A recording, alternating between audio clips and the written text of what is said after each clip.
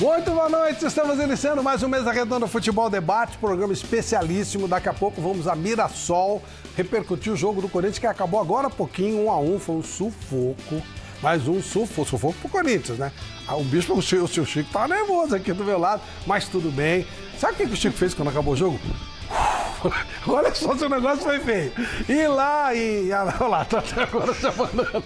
E lá em Araraquara, um jogo que decepcionou pela falta de gols, mas que deixa expectativa positiva pra gente conversar sobre o novo Palmeiras e o novo São Paulo. Nós vamos pro intervalinho, já a gente volta. Convidados especialíssimos hoje aqui. Aviso pessoal, Mesa Redonda está chegando. Só um minutinho. Ok, amigos, de volta com Mesa Redonda, Futebol Debate, já direto de Mirassol. Vamos mostrar a entrevista do Thiago Nunes, falar com os jogadores do Corinthians, repercutir o empate do Corinthians e de Araraquara, claro, São Paulo e Palmeiras. Boa noite, Michele Janela.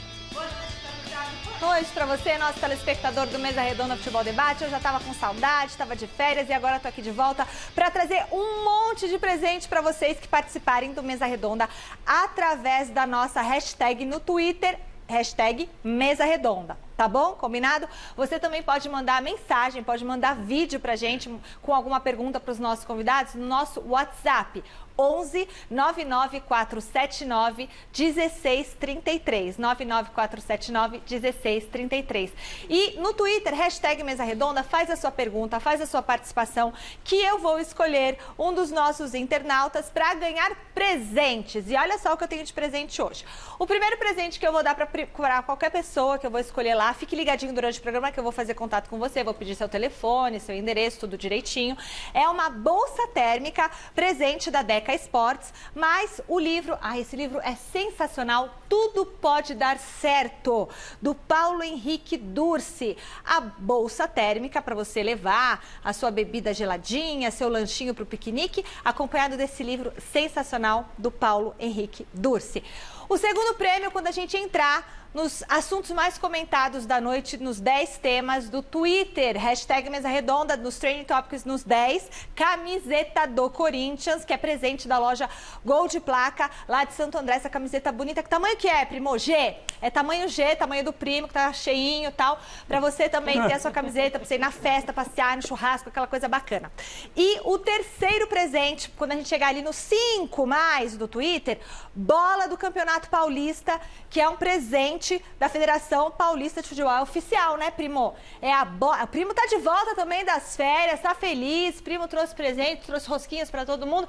Bola oficial do Campeonato Paulista pra galera. Se a gente chegar em primeiro, aí o primo vai arranjar camisa, bola, agasalho, tudo do seu time. Tá? A gente vai combinando durante o programa aqui, a gente vai combinando com você. Então, hashtag Mesa Redonda. A enquete de hoje, que você está convidado a participar lá no site gazetesportiva.com. Quem mais te agradou nesse começo de Campeonato Paulista? O Corinthians, o Palmeiras, o Santos ou o São Paulo? Vote lá no site gazetesportiva.com, resultado no final do programa. Vem com a gente, hashtag Mesa Redonda no Twitter.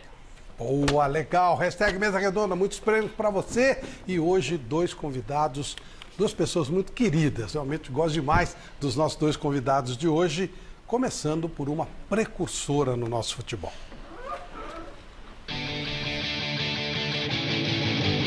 Ana Paula Oliveira é jornalista e ex-assistente de arbitragem.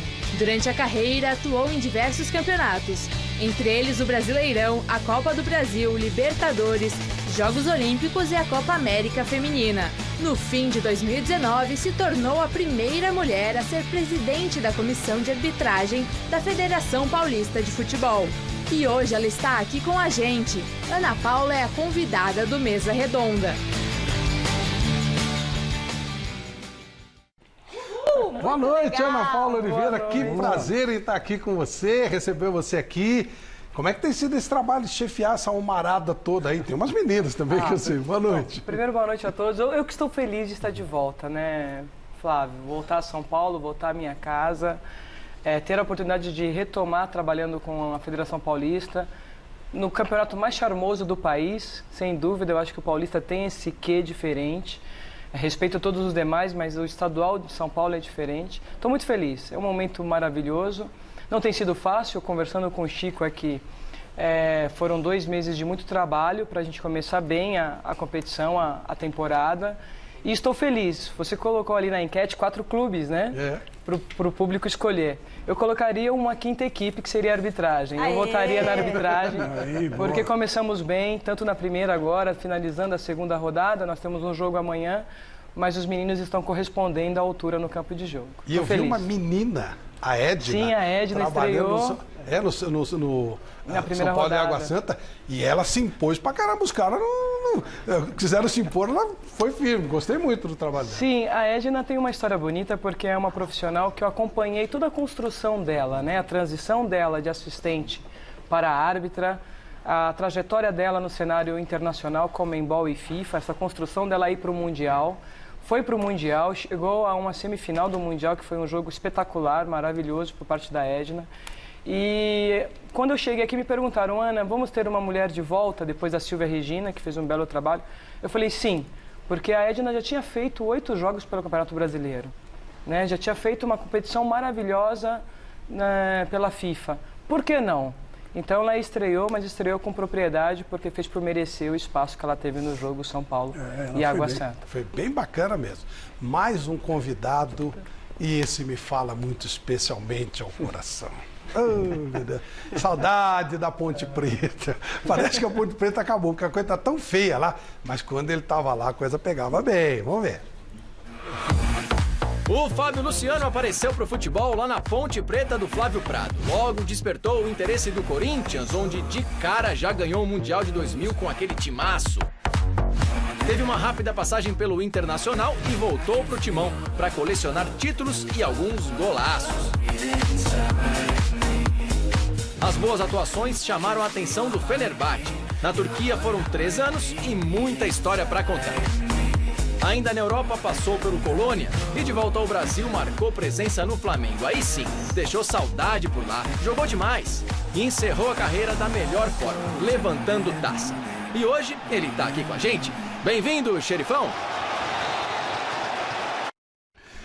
Ídolo do Corinthians, ídolo do Flamengo, as 2 maiores torcidas do Brasil, e ídolo da maior torcida do interior, que é a nossa gloriosa Ponte Preta. Boa noite, Fábio Luciano, prazer em te receber aqui. Ah, que bacana. Boa noite, Flávio, Vamp, Celso, enfim, Chico, Michele, Ana. Boa noite. Respeito, carinho muito grande por vocês todos. Obrigado pela homenagem, né? Muito bom a gente fazem quase 11 anos que eu estou aposentado, então quando a gente passa alguns lances assim... a Ana Paula falou baixinho aqui, que carreira bacana que você teve, né? E aí enche os nossos olhos realmente, porque eu tenho muito orgulho de todos os clubes que eu passei, né, Flávio? Se você falasse qual que você trocaria, esse pelo Real Madrid, não trocaria com certeza. Então tem um carinho gigante pela Ponte, assim Fábio, como sei por que favor, você repete, tem. você não trocaria a Ponte pelo Real Madrid? Trocaria. Não trocaria nenhum clube. Ouviram? Não trocaria. Não trocaria mesmo trocaria nenhum o Corinthians clube. também. Não trocaria nenhum. Não trocaria o Corinthians, o Flamengo, o Fenerbahçe, o Colônia eu passei pouco tempo, assim como o Inter também. Né? Foi realmente uma passagem, queria até ficar mais, mas não foi possível. Mas eu tenho um carinho gigantesco por esses clubes, uma história bacana, onde eu vou, né? Então, em Campinas, em São Paulo, no Rio, enfim. Eu recebo o carinho do torcedor. E obrigado pela homenagem, pelas imagens, e a gente tem ótimas recordações desses clubes e obrigado pelo convite também, estar participando com vocês aqui. Bacana. Celso Cardoso está aqui, Chico está aqui, Vampeta está aqui. Amigos. O Miller teve um probleminha aí, passageiro, mas logo... Você tem saudade do Fábio Luciano? Você, boa noite. Você tem saudade do Fábio? Lá veio Você sente saudade? Sim. Pô, lógico. E o Nino Paraíba? Nino Paraíba. Mas é o seguinte, saudoso dos grandes clássicos, criamos uma grande expectativa com relação a São Paulo e Palmeiras, né? Daqui a pouquinho nós vamos falar desse clássico, mostrar tudo para vocês, como vamos mostrar tudo de Corinthians e Mirassol. Vampeta, Corinthians mereceu esse empate? O Chico estava quase morrendo aqui. Não, mereceu perder, viu? É? Um pontinho foi muito bom pro Corinthians ter voltado com esse ponto, viu? Só deu o Mirassol o jogo todo. Cássio foi o melhor jogador em campo. Mas vocês não estavam contando uma garganta aí, o Chico? Quem? Nossa garganta, eu fui lá atrás. Uma garganta, que não sei o quê, que ganhou do Botafogo. E aí? Não, mas se você pegar, olhar a tabela, todo mundo tem 4 pontos. O Palmeiras também não goleou o Ituano? Pois é. O São Paulo também não goleou o Água Santa? O Corinthians também 4, todo mundo com 4 porque pontos. tava um tal de, o Chico, né, voltou, não sei o quê. O problema do Corinthians, na verdade, não é nem tanto o resultado, foi jogar mal, né? Jogou muito mal o Corinthians, muito mal. No segundo tempo, o Cássio pegou 3 bolas impressionantes que eram gols certos, né? E também foi uma bola no travessão, quer dizer, já era, você conta aí, com quantos gols o Mirassol não perdeu. E o Mirassol é um time direitinho, um time bem certinho, arrumado. Bem arrumadinho, né? Deu sufoco no Corinthians, deu sufoco. Agora, essa saída de bola do nosso Thiago Nunes tem que ser um pouco repensada, viu? Porque, Já? vamos repensar um pouquinho aí. Vamos repensar um pouquinho, gosta, né? porque hoje lá em Mirassol não deu muito certo, não. Começou o jogo, tal, o Mirassol respeitou. Na hora que o Mirassol avançou na marcação, acabou o Corinthians, né? Precisa ver direito aí o que vai ser feito lá, porque... Sabe, desse jeito que está aí, mas tem que ter um plano B. É só o começo, Chico. Só até se acertar tudo. Aliás, eu acho até que o começo do jogo do Corinthians... O Pedro viu o jogo inteirinho, né? Estava fazendo agora. Acho que o começo do jogo do Corinthians foi bom. Até os 25 minutos que o Corinthians estava mandando Até o jogo. gol. Até o gol. Aí depois... A propósito disso, muita gente está esculhambando o jogo lá de Araraquara, que não foi o que a gente esperava, mas eu vi muita coisa legal. Eu vi muita movimentação boa dos dois times, deixando uma perspectiva boa. O jogo de hoje não, mas a perspectiva de futuro me agradou. Não sei o que você pensa sobre isso. Não, também sim. Aliás, o Corinthians, voltando até o que foi contra o Botafogo, eu não me lembro, desde o Corinthians de vocês, no início dos anos 2000, de o Corinthians chegar com 4, 5 homens na área, 6 homens. Tal. Quer dizer, é uma nova filosofia, tem que ter um pouquinho mais de tempo para desempenhar o trabalho. A questão física ainda também não está 100%. É paciência, Flávio, tem que ter muita paciência. Eu vejo Corinthians jogando dessa maneira, Palmeiras também começando, a gente vai falar mais de Palmeiras e São Paulo. O próprio São Paulo, Fernando Diniz, está ali no DNA do Fernando. O Santos Gesualdo, que não dá pra gente ter uma noção muito clara ainda do que vai ser, mas eu acho que pro futebol é muito bom esse tipo de comportamento, esse tipo de postura. Ana, muda alguma coisa para os árbitros a velocidade do jogo, que teoricamente vamos ter jogos mais velozes? Sim, muda. Inclusive, hoje o árbitro, assim como as equipes, fazem análise de desempenho, estuda como jogam as equipes para saber como se colocar e se posicionar. E na questão, no jogo A eu vou ter 10, 15 sprints, no jogo Y eu vou ter 30 sprints. Isso interfere na atuação do árbitro, até pensando em alta performance. Esse evoluiu muito a parte física e hoje sim se estuda. No caso, São Paulo e Palmeiras hoje foi um jogo muito cadenciado. E o jogo cadenciado, ele favorece... Tem duas paradas técnicas, né? Ele favorece o bom posicionamento do árbitro. Muito assim, é raro você ver um árbitro mal posicionado num jogo cadenciado. Você vai ver muitas vezes um árbitro que nós entendemos que ele está mal posicionado em jogada de contra-ataque vertical, que é uma ligação direta e que muitas vezes ele está atrás da linha da bola e precisa chegar. Mas quando o jogo é cadenciado, facilita o posicionamento dele. E lembrando muito bem, o Vampeta colocou, em função do sol, da temperatura, do calor, corretamente foi aplicado a parada técnica não só no primeiro tempo, como no segundo, em função da hidratação. E isso ajudou também, pensando no árbitro, desfavorece na questão do calor, mas obriga as equipes a cadenciar mais o jogo. Então você consegue também baixar um pouco para se colocar dentro do contexto do jogo. Mas sem dúvida, a velocidade do jogo, vamos falar um pouco do Flamengo do ano passado, uma loucura para árbitro atuar em jogos do Flamengo quando tinha lançamentos em verticalizações que você poderia ver que poderia acontecer uma jogada na área, como eu faço para chegar, está bem posicionado para decidir. Então interfere sim, Flávio. Temos que estudar muito e treinar muito. Ainda bem que tinha VAR, né? Graças a Deus, né?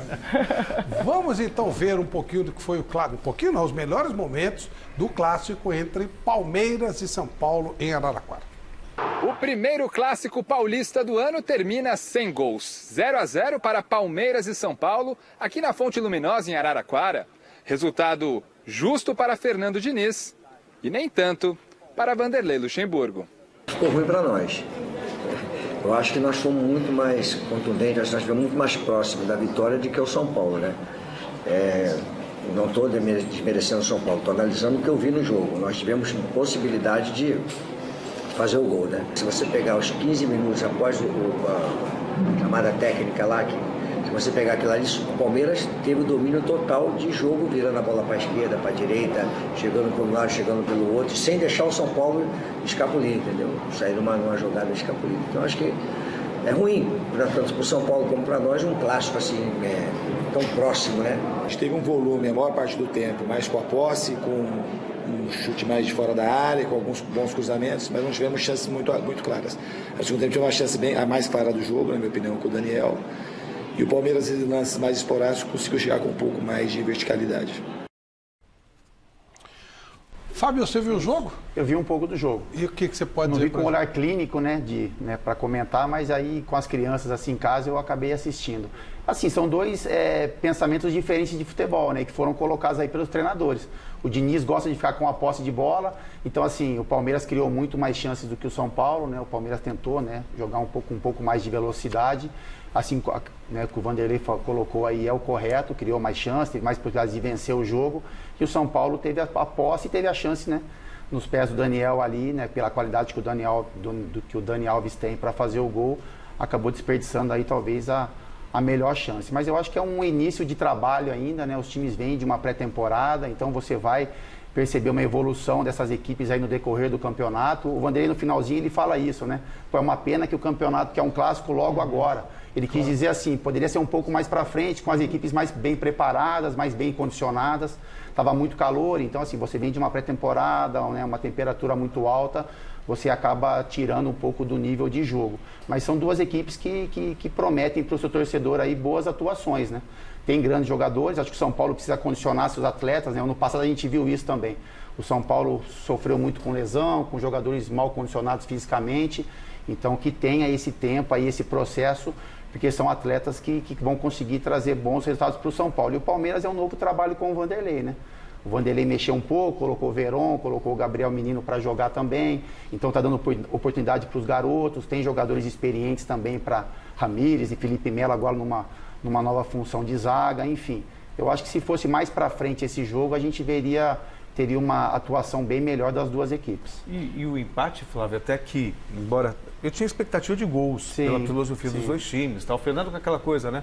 Toca bem a bola, até posse de bola, mas finaliza pouco. Menos. Ainda assim é um São Paulo agradável. Finaliza, mas não consegue entrar na área, né? Entrar na área. O Luxemburgo, a gente conhece bem o trabalho dele, a maneira a filosofia que ele vai implementar no Palmeiras, só que é muito cedo. E o empate, eu acho que, apesar de 0-0... Bom para todo mundo. Você imagina o barulho se já perde logo de cara. Bom para todo mundo. As duas equipes agora... O jogo de hoje à tarde foi uma beleza. A Ana falou, pro árbitro foi bom. O São Paulo foi bom, porque Flávio, e o campo também, né? Ressaltar que Copa São Paulo lá direto, o campo tava ruim também. A bola parecia um sapo, né? E você imagina o barulho. Perde o São Paulo. O Fernando Diniz, aquela coisa, pode de bola, finaliza, perde o jogo. O Luxemburgo, tá ultrapassado, já perdeu o primeiro clássico. Então é uma conversa que a gente já conhece.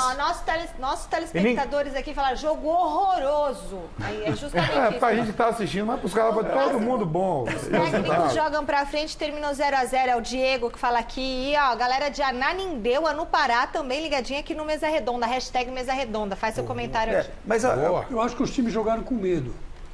Ficaram com medo, ninguém queria perder esse jogo aí. Tem isso também, em cima até do que o Celso está falando. Em cima do Celso está falando, os times entraram com receio, com medo, não vamos perder esse jogo, se perder logo de cara, complica. Então, até os caras que chegou na cara do gol, Chico, falou, vamos perder o gol para não complicar para ninguém. Olha, o Daniel Alves, pelo amor de Deus, perdeu um gol que era fácil. O Daniel falou, não vou fazer para não complicar para ninguém. Mas sabe quem me surpreendeu hoje? O Ramírez. O Ramírez estava devendo. Legal, ótimo. Estava devendo, todo mundo desconfiado também. Foi para a China, não acabou como jogador. Hoje já está mostrando que ele pode ser o cara ali. Eu achei que o Daniel está acertando o posicionamento dele. O Fernando está acertando, jogando um pouco mais aqui atrás. As bolas metidas pelo Volpi, já no jogo do Água Santa, Ana já fez hoje de novo. Sim, inclusive hoje em 3 situações. Em uma delas, o jogador ficou frente a frente com o goleiro. E o que faz com que o árbitro também estude a forma com que joga as equipes. Então, se eu tenho um goleiro que faz um passe direto longo, se eu estou numa situação do meio de campo, vira um contra-ataque vertical, eu preciso acelerar ao máximo para não ser surpreendido. E se vocês pararem o vídeo no momento em que ele faz o passe, o Klaus está saindo, porque a equipe está saindo, né? Está se recompondo. E no momento que vem um passe longo, ele vai e se aproxima, porque uma vez que o jogador estava em posição legal, porque a gente tem uma situação de impedimento ou não, a Neuza permite com que esse jogador siga, a gente está falando aí do Daniel Alves, e no momento seguinte você vê que o Klaus, ele reage e fala assim, opa, pode ter uma dividida com o goleiro, um possível pênalti, mas aí o Daniel chuta e...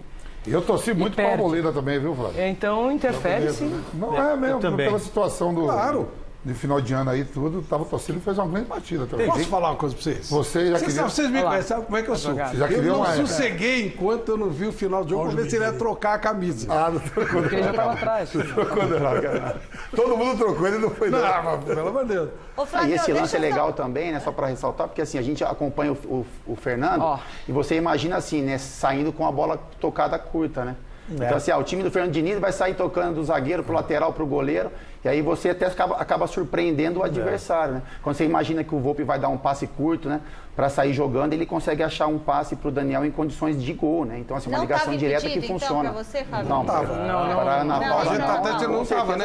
Não estava. O jogo é uma jogada dificílima para o assistente, porque é exatamente isso. Como é um passe longo, se a gente coloca para analisar, o momento que o jogador recebe essa bola, você vê ele sozinho na frente. Então é natural com que todos entendam que esse jogador está em impedimento, mas não porque tem um jogador aqui na esquerda dando condição. E como eu disse, para o árbitro também esperava que o goleiro fosse sair tocando. Sim. Então ele sai para se recompor, para receber. Quando ele se dá conta que é um passe longo, ele tem que buscar o melhor posicionamento para ver uma dividida. Olha lá, aqui o jogador na esquerda está dando condição. Você já fez nem na linha, tá atrás da linha. Quando a gente jogava, e eu acho que o maior partido da sua foi aquele Corinthians São Paulo, né? Lembra? Foi um grande jogo. De 2002? Foi em 2003 a final, né? 2003, a final do Paulista. Foi, que você fez inclusive um belo passe, o Liedson. E todo mundo achando que estava impedido, todo mundo. Porque apareceu sozinho. Ali foi assim, a sua maior partida em termos de destaque, assim, para bombar pro foi a minha primeira grande partida, foi aquela. Aquela final, né? E aquela jogada sua com o Liedson me consagraram, porque é exatamente o que está acontecendo aí. Você vê o jogador sozinho na frente, todos entendem que esse jogador está impedido, e naquele momento o jogador estava atrás da linha da bola, na verdade. Ele estava à frente da linha de defesa, porém na linha da bola, e saiu o gol, e ali... mas eu me consagrei com ele. Ele, inclusive, me beijou antes. Nem tem história essa figura. Amigo de longa data. Você foi um auxiliar espetacular. Eu não quero ser advogado do diabo, mas eu me lembro de um gol do Tevez. O gol do Tevez. Esse foi Palmeiras e Corinthians. Depois, Chicão, depois isso aí. Olha, barbaridade. Foi um golaço, Chico. Foi um golaço, mereceu a placa. Marcou falta antes. Aquele lance, acho que vale a pena, porque quem está assistindo aí, os corintianos e o palmeirense, tem histórias. Você vê como a gente guarda histórias, né? Foi a primeira vez do radiocomunicador, né, no Brasil. Exatamente. Não existia o ponto, né, que nós utilizamos na TV, mas falando de futebol não existia. Essa partida foi em 2006, foi um clássico, Corinthians e Palmeiras. Foi a primeira vez que nós usamos o ponto eletrônico. E o que ocorreu ali? Uma jogada que inclusive era o jogador que estava no Atlético, o defensor, não me recordo o nome agora. Vai para uma disputa, o Tevez faz uma carga. Carguinha. Que eu, no meu entendimento, segue a jogada, tanto que a jogada segue, ele faz um drible depois na esquerda, cruza e faz um golaço. Só que o outro assistente, que estava do lado contrário ao meu, informa ao árbitro que havia uma falta prévia. E o que a minha função? Eu corri para o gol. Vejo o Palmeiras reclamar. Converso com o treinador, que na época era o Leão, falei, Leão, por favor, controla a equipe, porque se de fato houve infração, vai ser feita a correção. Senão, o gol será validado. E aí vamos, e de fato a informação vem, o árbitro era o Kleber Wellington Abad na época, decide anular o gol. E eu falei para ele, o que você decidiu, eu tô com você. Como assistente, a gente tem que passar as informações. E ele decidiu, anulou o gol e ficou na minha conta, até hoje. Ô, Ana, você sabe que os corintianos acham que fui eu, mas não foi. Nesse dia, você entrou por telefone aqui no mesa e nós discutimos, quebrou o maior pau. Foi. Eu falei assim, esse negócio de rádio comunicador, eu não quero saber dessa porcaria. Você fala, isso vai ser bom. E é importante, porque hoje funciona. Só que a gente era o rádio comunicador da pré-história, né? A gente tinha que apertar Não, fazia barulho, tinha que apertar para poder falar, como se fosse... Com torcida gritando. Hoje já não, hoje você coloca o rádio aqui, não tem mais que tocar em nada, você consegue falar em tempo real, é uma outra era. Mas tudo começou ali em 2006, Corinthians e Palmeiras, Morumbi o jogo. Eu sempre gostei do trabalho da Ana. Eu achei, nunca vi uma auxiliar igual ela. Impressionante, a intuição, uma coisa espetacular, né? Até aquela coisa daquele preconceito, você fala, nossa, essa menina ela enxerga muito. Mas nesse dia a gente teve um bate-boca por causa do raio do rádio. Então, ficou na minha conta, mas olha, eu já expliquei mas isso você mil vezes, assumiu, eu explicar na minha vida você toda. segurou a bronca, você falou isso depois. Você segurou a bronca. Sim, porque durante o jogo, Flávio, acho que é uma coisa importante as pessoas saberem dos bastidores, somos uma equipe. E aqui está o Vampeta, está o Fábio jogando como equipe. Equipes cometem erros e acertos. Claro. E você está ali para defender a sua equipe. No momento que você passa a informação para o seu árbitro, olha, parece que nós recebemos uma informação do segundo que de fato há a falta. E ele decide, então eu vou decidir pela falta. Somos equipe, você tem que abraçar a equipe. Claro. E naquele momento que eu falei para ele, você vai decidir o que você decidiu, eu estou com você. Ô Flávio... E seria natural as pessoas acharem que fui eu, porque eu fui a pessoa que tem o contato com ele, porque o meu rádio estava funcionando e o rádio dele não estava. Então eu me senti na obrigação também de passar como VAR. Você tem que passar a informação, você convida o árbitro para ver a imagem. Quem vai decidir é o árbitro. Naquele momento a gente não tinha o VAR, mas tinha o rádio comunicador. E eu me senti na obrigação de passar a informação para ele. A decisão final foi dele, mas todos entenderam que eu que tinha anulado. Aí, Chico, e ficou na minha conta, tá bom, faz parte da minha história. Eu já desculpei. Tá certo. Hoje a gente ainda tem o VAR para ajudar e tal. A minha tolerância com o posicionamento da arbitragem se tornou ainda maior. Depois teve um curso na CESP de arbitragem, então eles submeteram os mesmos testes que os árbitros Você viu um pouquinho da dificuldade, né, Celso? Poxa vida, na hora que você tem que marcar uma falta e um impedimento, você vê um monte de gente correndo ao mesmo tempo, tem que ver a hora que parte a bola, quem saiu na frente, aquele embaralhado. Eu ia errar umas 50 vezes. Não, e não só isso, porque a regra do impedimento, ela avançou muito. Antigamente a gente trabalhava somente com toque na bola, se o jogador participava ou não ativamente, se ele jogava a bola. Hoje tem a questão da interferência, o jogador que está em posição de impedimento, que bloqueia, que bloqueia, ele não participa diretamente na jogada, mas ele bloqueia um defensor que poderia jogar ou interfere na ação do goleiro.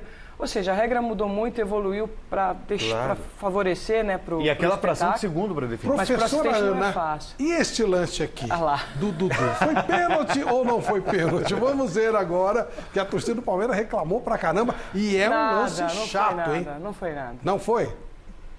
Vamos ver. De novo aí, ó. Olha aí, o jogador já tá caindo sozinho. Já tá desequilibrado. Eu tô com o Vampeta e com o Fábio aqui, pode falar se já eu tô tá desequilibrado mesmo. Ele tá desequilibrado, ele caiu sozinho, não há nem contato. Mas o 20 não colocou o pé atrás dele? Não, você vê que no movimento, assim, a gente poderia dizer, seria penal se ele tivesse feito um calço, o que não ocorre. Olha aí.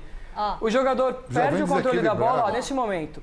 Parou, ele perdeu. Ele já estava caindo, entendeu? Ele já estava caindo. Aí depois ele pôs o pé, o 20. E até querendo cair, né? Para ver se cava um pênalti. Na verdade é uma fração de segundo anterior. O Klaus muito bem posicionado nessa jogada. Se você vê o movimento do Klaus, ele claramente vê e já informa o jogador, ele está aí de frente para a jogada, consegue fazer a leitura que de fato o jogador cai e permite que o jogo siga. Alguém discorda? Eu tô vindo aqui. Não, sim, são pontos de vista. Assim. Aí. Parou. Isso não é cálcio. Ele parou a jogada. O cálcio poderia ser nesse segundo momento, mas nesse segundo momento o jogador já está em queda. Se ele já está em queda, não há infração. Não justifica, não é infração. Isso. Parece que o Juan Fran, ele pisa, né? Faz o apoio, e o Dudu sente a perna que ele vem do Juan Fran, aí ele tem um contato, um encosto, mas aí o Dudu parou. Esse é o momento. Ele pisa, aí pisou, não há infração. Esse momento, o Dudu, sabendo que o jogador está ali, e aí o atacante vai fazer isso. E aí a arte do jogador também, sabendo que o jogador está ali, tem um contato normal de jogo. Simulação pro Dudu tinha que ser expulso, não? Não. Nem simulação e nem penal. Fazer o que o Klaus fez perfeitamente, permitir que o jogo siga. Vendo o jogo na hora, eu tive a sensação de... Mas e agora com os argumentos, Celso? Parou, agora esse momento, parou. Se eu fosse o árbitro do VAR, você dá uma olhada. Dá uma olhada lá. Fábio, eu tô em dúvida. Esse tipo de coisa, às vezes o zagueiro fica tão bravo que ele vai pra cima do cara, né? Então, com relação ao Dudu, né? Mas é que aí eu acho que tem assim, não é um contato de falta, né? Não, mas eu acho que assim, o Juanfran, ele pisa, né? Ele faz o pé de apoio ali e o Dudu sente o contato e tenta arrumar o pênalti. Então, assim, é lance para deixar seguir mesmo, né? Porque tem simulações de atacantes que são bem piores do que essa, né? Aí irritam a gente, realmente. Mas aí eu acho que é um contato normal, né? Eu acho que também não é para penalidade e nem para o Juanfran ficar bravo com o Dudu, enfim. Qual foi o cara mais chato que você marcou, que ficava toda hora? Flávio, eu marquei uns caras chatos, assim. Quem, por exemplo? Assim, eu tenho muito orgulho dos chatos que eu marquei. Claro, né? que foram grandes jogadores. Eu marquei, assim, o chato assim, o Edmundo era um cara chato no Brasil, né? O Edmundo era um cara chato para marcar, porque além da qualidade que ele tinha, ele queria o contato físico também com o zagueiro toda hora, provocação, enfim. E aí tem o chato de bola, né? Que o Romário, né? A gente teve algumas atuações contra o Romário e era o chato de não deixar você respirar, né, meu? Assim, um descuido que você desse, o cara empurrava a bola para dentro.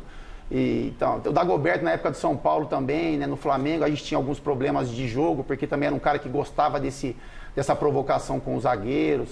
Assim, mas são caras que eu respeito muito. E no exterior, você lembra de alguém? No exterior? Eu joguei com os caras bons, Chico, no exterior, assim. Eu peguei o Milan, né? Joguei a Champions no Milan na época de Shevchenko, enfim, Vieri, Kaká. Eu joguei contra o Manchester United, Cristiano Ronaldo, Wayne Rooney. Então, assim, na Turquia também, né? Eu joguei, o Ribéry foi contratado pelo Galatasaray, que jogou no Bayern de Munique. Então, eu tive bons enfrentamentos. Você marcou assim, o Cristiano Ronaldo? Jogamos contra. Como é que foi? Então, a gente jogou, o Cristiano, a gente fez 2 jogos na Champions. O jogo fora de casa, que foi em Manchester, ele não jogou. O treinador optou, ele estava também, né, não era o Cristiano de agora, era um Cristiano, mas não era o que a gente está acostumado. Era uma promessa. E ele não joga o primeiro jogo, joga o segundo na Turquia. E na Turquia a gente ganha de 3-0 com ele atuando o tempo todo, assim. Mas era um outro jogador, Flávio. Ele era um jogador que se preocupava muito com o drible para trás, ele não tinha essa profundidade, né? Ele evoluiu muito com relação a isso. É um cara que agora, né, de tempos para cá, é um cara que mira o gol, né? O objetivo dele era o gol. E na nossa época não, ele estava em formação ainda, então procurava muito drible para trás, o pisar na bola, então dava tempo de você, sabe, se posicionar novamente para fazer a marcação. Mas foi um confronto bacana, assim, contra ele, contra o Rooney, né, Van Nistelrooy, era um ataque poderosíssimo, assim, bem legal de ser jogado. Aqui, que o pessoal colocando aqui na hashtag Mesa Redonda, elogiando a presença da Ana Paula, falando que ela é muito competente, que bom que ela está aqui no Mesa Redonda. Quem é que fala isso daqui? O Vandemâncio Souza, tá o Fábio aqui falando que foi um pênalti claríssimo. Enfim, muita gente aqui comentando. Eu dei um F5, sumiram as mensagens, pelo amor de Deus. E aqui, algumas pessoas perguntando o seguinte, o que mudou, ou dá para perceber que mudou neste Palmeiras com o Luxemburgo no lugar do Mano? O que mudou? Bom, vamos a Mirassol. Alexandre Silvestre. Fala, Alê. Fala aí, Mesa Redonda. Estamos aqui na expectativa das entrevistas pós-jogo no estádio do Mirassol, onde o Mirassol empatou com o Corinthians. Aliás, ficou barato para o Corinthians, porque o Mirassol massacrou. O goleiro Cássio fez grandes defesas, inclusive no finzinho do jogo pegou uma bola praticamente em cima da linha. Teve bola na trave também. O Corinthians abriu o placar no primeiro tempo, uma bela troca de passes que desarmou a defesa do Mirassol. O Ramiro, que está exercendo uma função diferente em relação a 2019, chegou na área para concluir em gol, abrindo o placar, mas mesmo no primeiro tempo a equipe do Mirassol foi para cima, partiu para dentro, perdeu muitos gols. O Cássio fez defesas.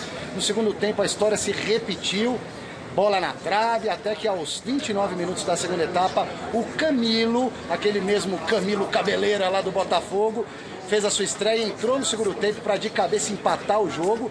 E repito, hein, o Cássio pegou uma bola no finzinho do jogo, porque poderia ter dado vitória do Mirassol de virada. Daqui a pouquinho, dentro das nossas condições, vamos colocar no ar para vocês as entrevistas do técnico Thiago Nunes e de mais um atleta do Corinthians após esse empate do Timão fora de casa, tá bom? Até já.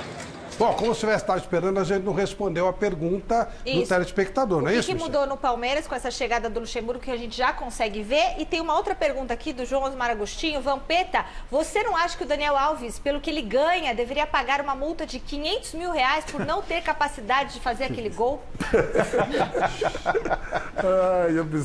Aí não. Foi acordado, tem que ser pago. O que muda no Palmeiras? Gabriel Veron saindo jogando, Gabriel Menino, usando mais a base, né? Tá usando mais a base que a gente não viu. O Palmeiras que vem conquistando tudo aí na divisão de base nos últimos tempos, poucos atletas aproveitaram a divisão de base no time principal. Não, o futebol ainda você não vai dizer com 2 jogos, que já está mais solto tudo. Hoje foi aquilo. O Luxemburgo pode ter certeza disso, ó. Se tivesse assim, ó, vamos fazer um 0x0, não precisa nem a gente ir lá e somar um ponto para cada um. Ele falou que como o time do Diniz marca avançado, que ele ia ficar aqui atrás para responsabilizar o São Paulo. Mas sair jogando vem para ver. Eu até achei que o São Paulo teve mais posse de bola, mas as melhores oportunidades de velocidade eram do Palmeiras. Foi o que ele queria. Chico, e o Corinthians, hein, que o Alessandro tivesse falou, daqui a pouco ele volta com a entrevista do Thiago Nunes. Eu acho que o Corinthians, apesar de hoje ter jogado mal, não está no caminho errado. Vamos dar um pouco mais de chance para observar. Fez um grande jogo e hoje não fez um jogo tão bom, mas também não perdeu. Então quer dizer que está jogando também pelo resultado, né? Está fazendo o resultado.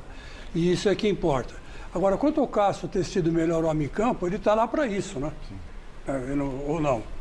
Ele está lá para isso, né? Quando precisar, ele está lá. Né? Para fazer grandes defesas. Né? E a questão física, eu acho que também está pegando muito. Esse esquema que o Thiago quer, que tem e exige muito mais condicionamento físico. Você ficar lá, marcando lá na frente e tal, trabalhando o tempo todo. Ainda é cedo ainda para adquirir essa performance, né, do ponto de vista físico que o Corinthians precisa. Mas que é uma filosofia diferente de jogo. Exatamente. Você vem com o Carille, com uma outra forma de jogar. Né? Então o Corinthians era um time que esperava muito, então assim, dava tempo para se respirar. Então assim, vamos recompor atrás da linha da bola e deixa o adversário vir tocando, enfim. Então você consegue respirar o time. Com o Thiago é um outro esquema, né? É um time que quer marcar sob pressão, que marca, né, que joga em triangulação. Fica mais exposto também, né? E fica mais exposto. O que chamou a atenção só do Corinthians, que acho que é uma correção que pode ser feita, deve ser feita rápida, é que a gente vê nos melhores momentos, é muita bola alçada na área e atacante cabeceando sozinho. Então isso é uma coisa que não é condicionamento, né? Isso é posicionamento, treinamento. E acho que também isso é para ser corrigido. E uma outra coisa também, Fábio, a gente teve a oportunidade de ver o Cantillo jogando lá. Sim. Eu acho que é um jogador também que faz falta para esse esquema do Thiago Nunes. O que está faltando na saída de bola, ser liberado, né? Parece que tem um problema no pagamento do Corinthians, que é burocrático. O Corinthians condicionou a entrada do dinheiro do Júnior Urso. E houve um atraso no pagamento do Júnior Urso, esse dinheiro ia ser repassado para o time do Cantillo. Por isso que como não entrou o dinheiro, não foi pago. E aí os caras ameaçaram cancelar o negócio, o Corinthians segurou a onda e agora tudo indica, parece que esse dinheiro já entrou na sexta-feira e amanhã será feito o pagamento e a liberação. É aquela coisa de operação casada, né? Você vende aqui e paga lá. Que é normal, né? Ninguém tá com dinheiro sobrando. Tomara, porque o Richard não é o jogador ideal para jogar ali, né? Sim. Vem cá, vocês já estão chorando o jogador que não estreou ainda, é isso? É isso que eu estou entendendo. Estão chorando o jogador que não é uma maneira de compreender um pouquinho mais o momento corintiano. O ano passado era o Ramiro. Os jogos do Corinthians na Flórida e não contra o Botafogo esperava mais, mas o Botafogo parecia que estava tremendo quando jogou contra o Corinthians. Mas eu vejo a defesa do Corinthians muito exposta. Também. Muito exposta. O que vocês ganharam aqui, nós ganhamos lá. Você viu hoje, né? Que a Ponte ganhou lá em Botafogo. A Ponte ganhou. Vocês ganharam aqui, nós ganhamos lá. Isso aí. 1x0, gol do E agora, nesse meio de semana, você sabe quem é que joga, né? Quem? Nós e vocês. E o couro come. Lá o couro come. Mas você gosta de 77. Não, agora não. Agora é a Ana que está no apito. Nela eu confio. Não, ela não. Com ela não vai ser igual a 77, não. Aquela palhaçada. 77? Qualquer coisa que você falar, a gente só lembra 77. O time do Corinthians não tem criatividade no meio-campo. Hoje o time estava sem nenhum esquema tático, diz o Navas Risse. Concorda, Chico Lang? Concordo. Acho que o Luan ainda está abaixo do que ele pode render, né? E hoje, mais uma vez, ele se escondeu no jogo, né? Ele sumiu do jogo, né? Cadê o Luan? Não vi nada. Errava passe no meio-campo, não se apresentou no ataque. Quer dizer, é um jogador ainda que... O Corinthians tinha que trazer Dedé e Thiago Neves. Tem um ditado que fala, jogador bom e mulher bonita, você perdoa sempre. Quem criou esse ditado? Você? Eu gosto de mitologia grega. Eu fico lá formando as mitologia grega. Jogador bom e mulher bonita tá sempre perdoado. Você perdoa, Pedro? Porque na hora, mulher bonita, então. Se às vezes quiser tirar a pensão e voltar, eu aceito todo. Eu faço uma aranha, vamos a casa, beijo uma aranha. Trago todas as crianças, todo mundo junto. Mas tem que tirar a pensão, né? Isso não dá. Olha, nós precisamos fazer uma pausa. E esse programa é um programa de futebol, né? Futebol debate. Mas hoje aconteceu uma coisa trágica que tem que ser registrado, porque nós estamos falando de um dos maiores atletas do século XX, XXI. Atleta espetacular, Kobe Bryant, que já não era mais um atleta, né? Parou há 3, 4 anos e morreu num acidente de helicóptero. A filha dele estava no helicóptero também. Uma coisa terrível, terrível. 5 pessoas morreram e o Kobe Bryant tinha como segundo esporte dele futebol. 9 pessoas. 9, né? 9 vítimas fatais por volta das 10 horas da manhã, horário local. E isso aí chocou o mundo inteiro. Vários atletas do mundo inteiro se manifestaram. Alguns que jogaram com eles, outros que eram fãs, eram admiradores, amigos. E ele era bom de bola. Ele pensou em ser jogador de futebol. Ele estava levando a filha dele para ir treinar. Que coisa. E é aquele tipo de notícia que você olha assim, você demora para acreditar. Demora, você vai buscar, fala assim, você será que é verdade isso? Não é verdade? Eu estava torcendo para não ser verdade. Aí você checa, Acho que todos estavam pensando. checa de novo e aí... E quando cai a ficha que é verdade, você fala assim, gente, o que é a vida? Sabe? As escolhas, é bom pra gente baixar a bola um pouco, né? Muitas vezes aquilo que não sei o quê, isso é a coisa pior que aconteceu. Calma, vamos devagar, que as coisas mudam assim, de uma hora para outra, né? Pra gente que é atleta, isso assim marca demais, porque a gente passou por isso também, né? Porque a gente tem uma carreira que ela nos tira da família, né? Dos nossos filhos, da esposa, dos pais, e depois quando você decide encerrar, que você tem esse tempo, né, para se dedicar, como assim o Vamp falou, né, ele estava levando a filha para treinar. Então, assim, o cara luta, ele foi o gigante que ele foi, muito baseado na família, né? Pô, eu vou jogar até tantos anos, depois eu vou passar a minha vida toda dedicada aos filhos, e isso machuca demais a gente, tanto pelo tamanho que ele representa esportivamente falando, né, que é um cara genial, assim, né, quase um Michael Jordan do basquete, mas também por esse lado do atleta que teve tanto sucesso e na hora que ele ia, né, 41 anos, a hora que ele foi dedicar o seu tempo para a família, 4 filhas, né, ele acaba tendo essa fatalidade junto com uma das meninas também. A gente nem sabe como é que isso reflete lá em cima, né, meu? E ele ontem, né, o LeBron James ontem passou ele era o terceiro maior cestinha da história da NBA. Ele mandou um Twitter pro LeBron. Olha, claro que vários atletas do mundo inteiro se manifestaram e alguns brasileiros. Nosso maior jogador, Oscar, fez uma manifestação a propósito da perda desse maravilhoso Kobe Bryant. Fez um gol hoje, vou mostrar de novo. O Neymar, que tinha muito contato com ele, quando fez o gol, foi lá na câmera e mostrou o número 24. Da camisa do Kobe Bryant. Mostra de novo aí, solta de novo esse lance, enquanto a gente posiciona a manifestação do Oscar. Vamos ver? Dá pra gente ver de novo, Neymar? Foi no jogo de hoje, né? Notícia, olha lá. Ele vai e mostra o número da camisa e faz uma homenagem. E eles tinham realmente um relacionamento muito próximo. Ele era muito fã de futebol, né, Flávio? Ele muito. O Messi também, o Messi posta hoje também. Ronaldinho Gaúcho também postou. E agora sim tá no ponto o depoimento do Oscar, o nosso querido Oscar Schmidt. Que notícia triste. É uma tristeza das piores que eu já senti na vida. Eu lembro do Kobe Bryant criancinha. Ele vinha com seu pai no All-Star. E eu conheci o Kobe Bryant nessa idade dele. Eu só desejo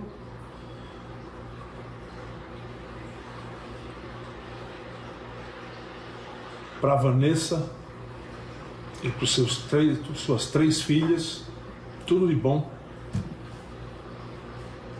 Que não existe tudo de bom, né? Quando você perde alguém dessa importância. Espero que eles possam continuar bem, passar por essa fase ruim que eles vão passar e que possam superar esse momento difícil na vida de qualquer pessoa. Da minha parte, sempre senti muito orgulho das suas palavras, do seu jeito de falar de mim. Foi muito bom ser eu me considerava amigo do Kobe Bryant. Tudo de bom para você, Vanessa.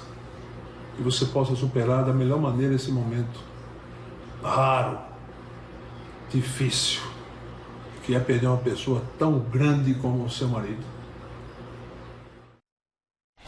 Marcelinho Huertas, que jogou com o Kobe Bryant, também fez uma manifestação a respeito do tema. Vamos ver.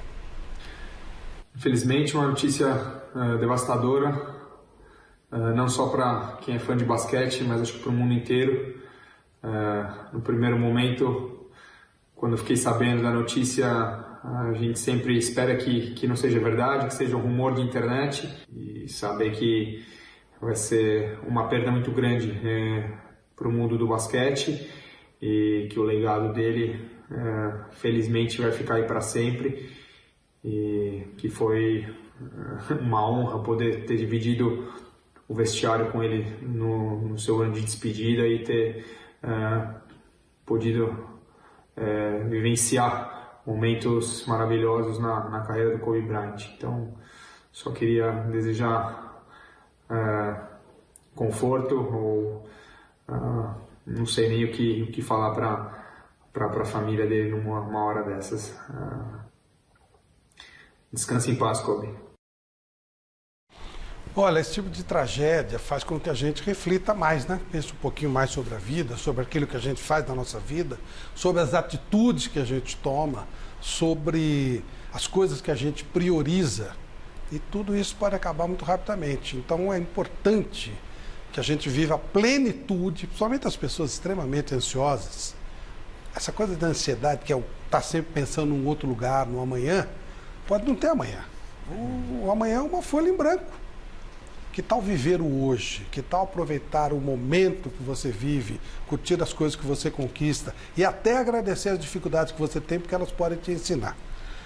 De repente, esse mito mundial não existe mais. Enorme, saudável, com família, dinheiro, rico, fama, famoso, tudo. Toda alegre, glória. obstinado. A gente Acabada. vê, ele tinha como ídolo, inclusive, um dos ídolos dele, o Oscar, o Michael Jordan, que era quem ele se espelhava. E era aquele cara que treinava e depois ficava mais 2, 3 horas lá treinando, aprimorando, buscando a melhor forma. Imitava os caras. Muito mais do trabalho, inclusive, do que talento, habilidade pré-concebida. Sabe? Então, por esse ponto de vista, foi um exemplo. Daí os números dele não eram por acaso. Como a vida humana é frágil, né? Tudo acaba tão rápido. E não estava chovendo, nada, coisa estranha. Foi neblina. Neblina? Parece que tinha qualquer problema de neblina e é complexo. Ana, te faz refletir vendo uma situação dessa. Eu entendo que o Fábio foi muito feliz quando ele disse assim, nós que vivemos do esporte, eu comecei com 14 e eles começaram até mais jovens, com 11, né? E no basquete não é diferente, você vive uma vida toda em função do esporte. Em função do seu talento, em função do treinamento, em função de querer ser o diferente nessa construção. E o Bryant conseguiu isso, tinha ídolos maravilhosos como o Oscar, que tem um coração absurdo. E aí no momento que ele tem para de fato se dedicar à família, ter este contato mais perto, acontece uma tragédia como essa. E o que deixa para mim, acho que para todos que estão nos vendo, que são do esporte, é assim, sim, devemos amar o que fazemos, devemos buscar sempre sermos os melhores, mas sem esquecer de valorizar o dia a dia com os nossos. Porque o amanhã é um sopro que a gente não sabe se estaremos aqui falando a respeito. Isso mesmo. E eu tenho refletido muito sobre isso, porque nós do futebol, nós não paramos, né? Eu estava na 4 linhas até 10, 12 anos atrás. 10 anos atrás estava dentro do campo de jogo, saí do campo de jogo, fui para a TV, fui para o rádio. Depois fui para a Confederação Brasileira e agora estou aqui na Federação Paulista. E trabalhamos muito. E acho assim, eu amo o que eu faço, mas a gente precisa ter precisamos ter um pouquinho desse tempo para nós mesmos e para os nossos. Porque o amanhã a Deus pertence, né? É, muito complexo. Acho que as mensagens e muita gente chegando, mas hoje acho que é dia de Grammy também, né? E também a morte do Kobe Bryant. A gente ainda não tá aqui no hashtag Mesa Redonda nos assuntos mais comentados, mas vamos lá, vamos colocar aqui nos Trending Topics, nos 20 assuntos mais falados. Os prêmios desta noite tem bolsa térmica, presente da Deca Esportes, com o livro Tudo Pode Dar Certo. Mas o segundo prêmio, esse prêmio eu vou dar, tá bom? Vou escolher alguém aqui. Camiseta do Corinthians, da loja Gol de Placa lá de Santo André, presentão. E temos a bola oficial do Campeonato Paulista também, que é presente da Federação Paulista de Futebol. Agora é o seguinte, a gente falando, né, que tudo pode mudar em questão de um segundo e de um momento. Olha que coisa impressionante que aconteceu hoje com a seleção brasileira, essa questão de tudo poder mudar em um segundo. Coloca na tela, por gentileza, diretor. No treino da seleção brasileira hoje foi cancelado. Caiu um trovão, caiu um raio do lado da seleção brasileira. Todo mundo saiu correndo desesperado. Ó, os jogadores, uma correria generalizada, desesperada ali pulando. O treino tinha começado pouco depois das 17 horas. A chuva estava sendo ignorada pelos atletas, todo mundo treinando normalmente. Pode colocar de novo, Montanha. Eu vou deixar agora em silêncio para vocês verem o estrondo.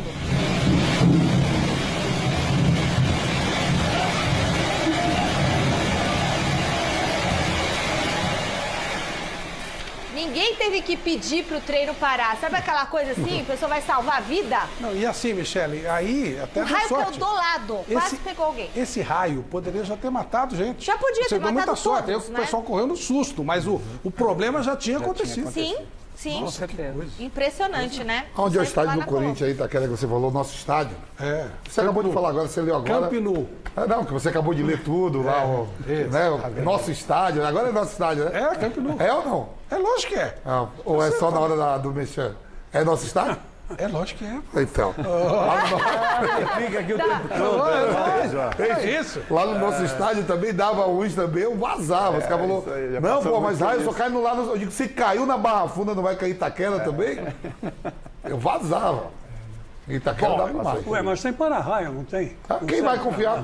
Quem vai confiar? Já passando. Não pode arriscar. A bola oficial do Paulistão foi oferecida pela Pênalti. Desculpa, não foi pela Federação Paulista. Federação Paulista lá. Eu achei que a Ana Paula que tinha trazido. Manda a bola trazido. pra nós, mas essa daí foi da Pênalti. Eu pensei que a Ana tinha Valeu, trazido. Pênalti. Tanto que faz uns 15 anos, quando caiu um raio lá no centro de São Paulo. Altair Ramos acabou. Pegou o jogador, não pegou?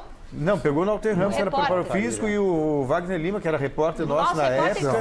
Salvou ele. Então, tem aquele ditado que fala que raio não cai em dois lugares, né? Caiu 2 vezes na CT de São Paulo. A gente não vai ficar pra ver, né? Caiu uma vez no do Palmeiras também. Caiu no Carlos Alberto Borges, né? Carlos Alberto Borges. Foi, quase morreu.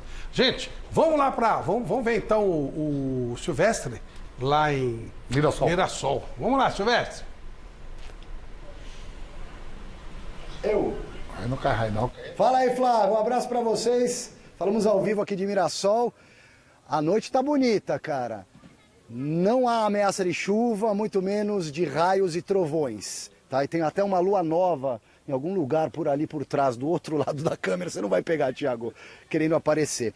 Bom, aqui tivemos esse empate do Corinthians 1-1 com o Mirassol. O Corinthians não conseguiu repetir o bom desempenho da estreia quando venceu em casa na Arena Corinthians. Ficou no empate por aqui. Fez o gol no primeiro tempo com o Ramiro, que está se soltando muito mais do que em 2019 pelo esquema novo de jogo do Thiago Nunes. E depois o Camilo, aquele cabeludo que jogou no Botafogo, fez a estreia dele, saiu do banco para de cabeça fazer o gol. Mas eu diria para vocês que o resultado foi injusto. O Corinthians tem que lamber os beiços, viu, Chico Lang? Porque esse empate saiu barato. Era para o Mirassol ter vencido de virada. O Cássio fez várias defesas, bola no travessão. No finzinho do jogo ele pegou em 2 tempos a lá Gordon Banks, Copa de 70, a bola em cima da linha. Foi o Cássio que a gente conhece e fez toda a diferença.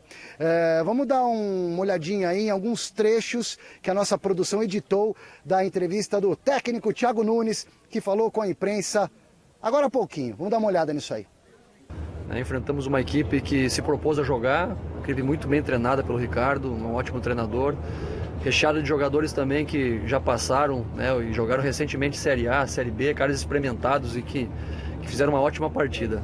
O empate sim, né, ficou justo até pelo que a gente produziu, nós não conseguimos ser superiores ao Mirassol a maior parte do tempo, Tentamos sair jogando a maior parte das vezes, tivemos até mais posse de bola que o Mirassol, mas foi uma posse que não se traduziu em chances de gol, em situações ofensivas que pudessem trazer algum perigo real, né, à equipe do Mirassol. Mas você já pensa em mexer nesse time aí para o próximo jogo? De repente a galera cansou muito cedo hoje. É um preço que vai se pagar, essa parte física, pela sequência dos jogos, né? Eu repeti o mesmo time que jogou contra o Botafogo para tentar gerar um pouco de entrosamento, também condicionar através do jogo, né? E naturalmente os caras acabam sentindo um pouco mais. Eu penso, né, sem querer afirmar com certeza, mas em torno de 8 a 10 jogos é uma média boa para você conseguir adquirir um ritmo legal. E a gente vai avaliar pontualmente, né, quem são os jogadores que vão sentir mais, que vão estar mais prejudicados nessa questão física, para mudar ou não a equipe para o próximo jogo. O Cássio hoje foi o melhor jogador do Corinthians? O Corinthians defendeu bem em vários momentos. O Cássio, por si só, já é uma figura que ele impõe respeito, teve defesas bastante importantes. Não tem como mencionar se ele foi o melhor ou não, até porque o Ramiro fez o gol também numa ótima jogada, mais um gol do Ramiro. Então, todos tiveram participação importante. Mas quantos gols o Cássio fez hoje, entre aspas? Não, o Cássio, na verdade, ele defendeu, né? O goleiro tá ali para defender o gol, né? O goleiro tá ali para defender, né? Também ele faz coisas que normalmente não vinha fazendo, que é o jogo de aproximação, de construção. E eu tenho a felicidade de trabalhar com um dos melhores goleiros do Brasil.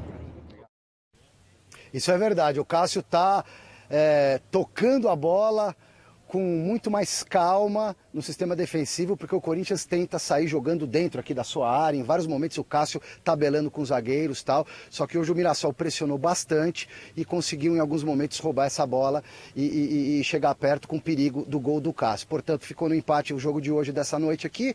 O próximo compromisso do Corinthians, que deve ter algumas mudanças, como já disse o Thiago Nunes na entrevista, porque muitos jogadores sentiram o desgaste da pré-temporada e desses 2 primeiros jogos. Afinal de contas, o Corinthians repetiu a escalação da estreia hoje à noite. Então o próximo jogo é contra a sua macaca, Flávio Prado. O Corinthians pode entrar com uma equipe, digamos, mais alternativa, né, com algum tipo de rodízio. Corinthians enfrenta a Ponte Preta no Moisés Lucarelli na próxima quinta-feira, Flávio. Já tá arrumando desculpa, né? Sabe que lá o rei come? Já tá arrumando desculpa. 3 pontos já. Vamos ver só. Aqui, só uma coisa. Chico, Lang, Vampeta, são os cornetas. O Corinthians vai ser mais ofensivo, mas vai também levar a ter mais perigo ali atrás. Claro. Depois não fiquem reclamando. Eu sou uma coisa, eu sou conservador. E outra coisa. Pode ir uma vez só fazer 1-0, ganhou no dia seguinte, não tem coração. Sair jogando de trás, não pode ter medo de pressão da adversário. Agora todo mundo acha que todo mundo tem que sair jogando de trás, né? Todo mundo sai assim. Você acha que o Barcelona vai deixar fazer assim? Porque Barcelona, Real Madrid, os caras Manchester City e tal. Eu sou a favor de um bago lá pra frente de vez em quando também. Isso, que é um jogo horroroso. Porque um bagozinho lá na frente, de vez em quando você vê o lançamento do Volpe ali. Pra que passar por todo mundo? Mas de vez em quando, mas não tá na hora. Não pode ter na hora aquela bola esticada. Falando em voltar, vamos voltar a Mirassol. Fala, Silvestre.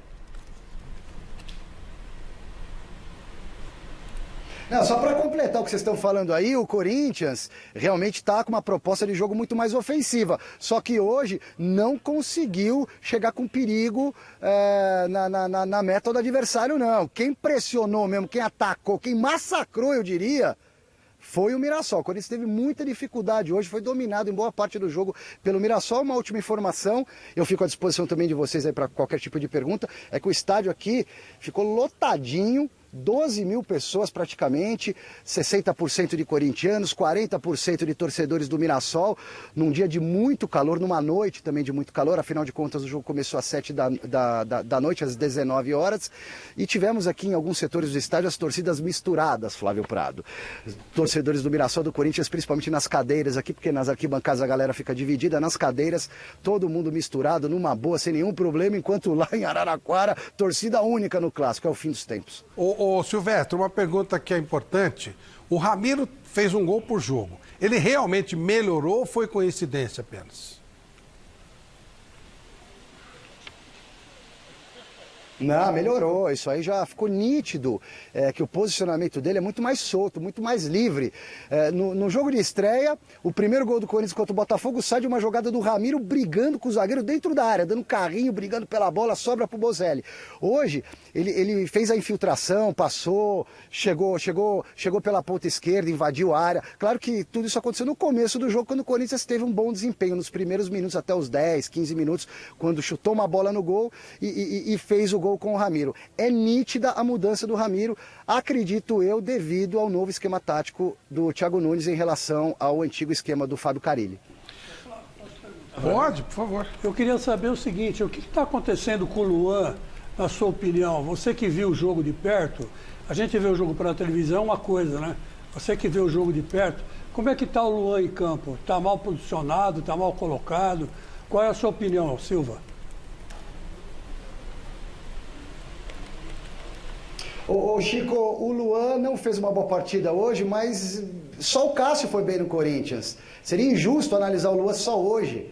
Ele estava até motivado para jogar essa partida, porque nasceu aqui em São José do Rio Preto, que fica a 17 quilômetros de Mirassol, né? Então ele começou jogando bola nessa região do estado de São Paulo.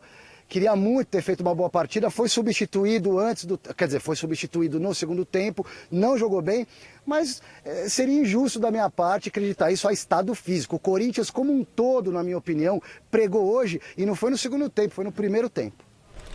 Legal, Silvestre, obrigado, boa viagem para você. Não se preocupe com o negócio de sol não, porque estava muito quente em Araraquara e Mirassol. Bom, Araraquara é morada do sol, e o outro é Mirassol. Claro que está calor, né? Boa viagem, viu, Silvestre?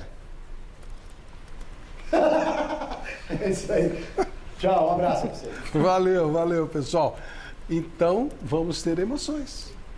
Vai ter grandes emoções. Não.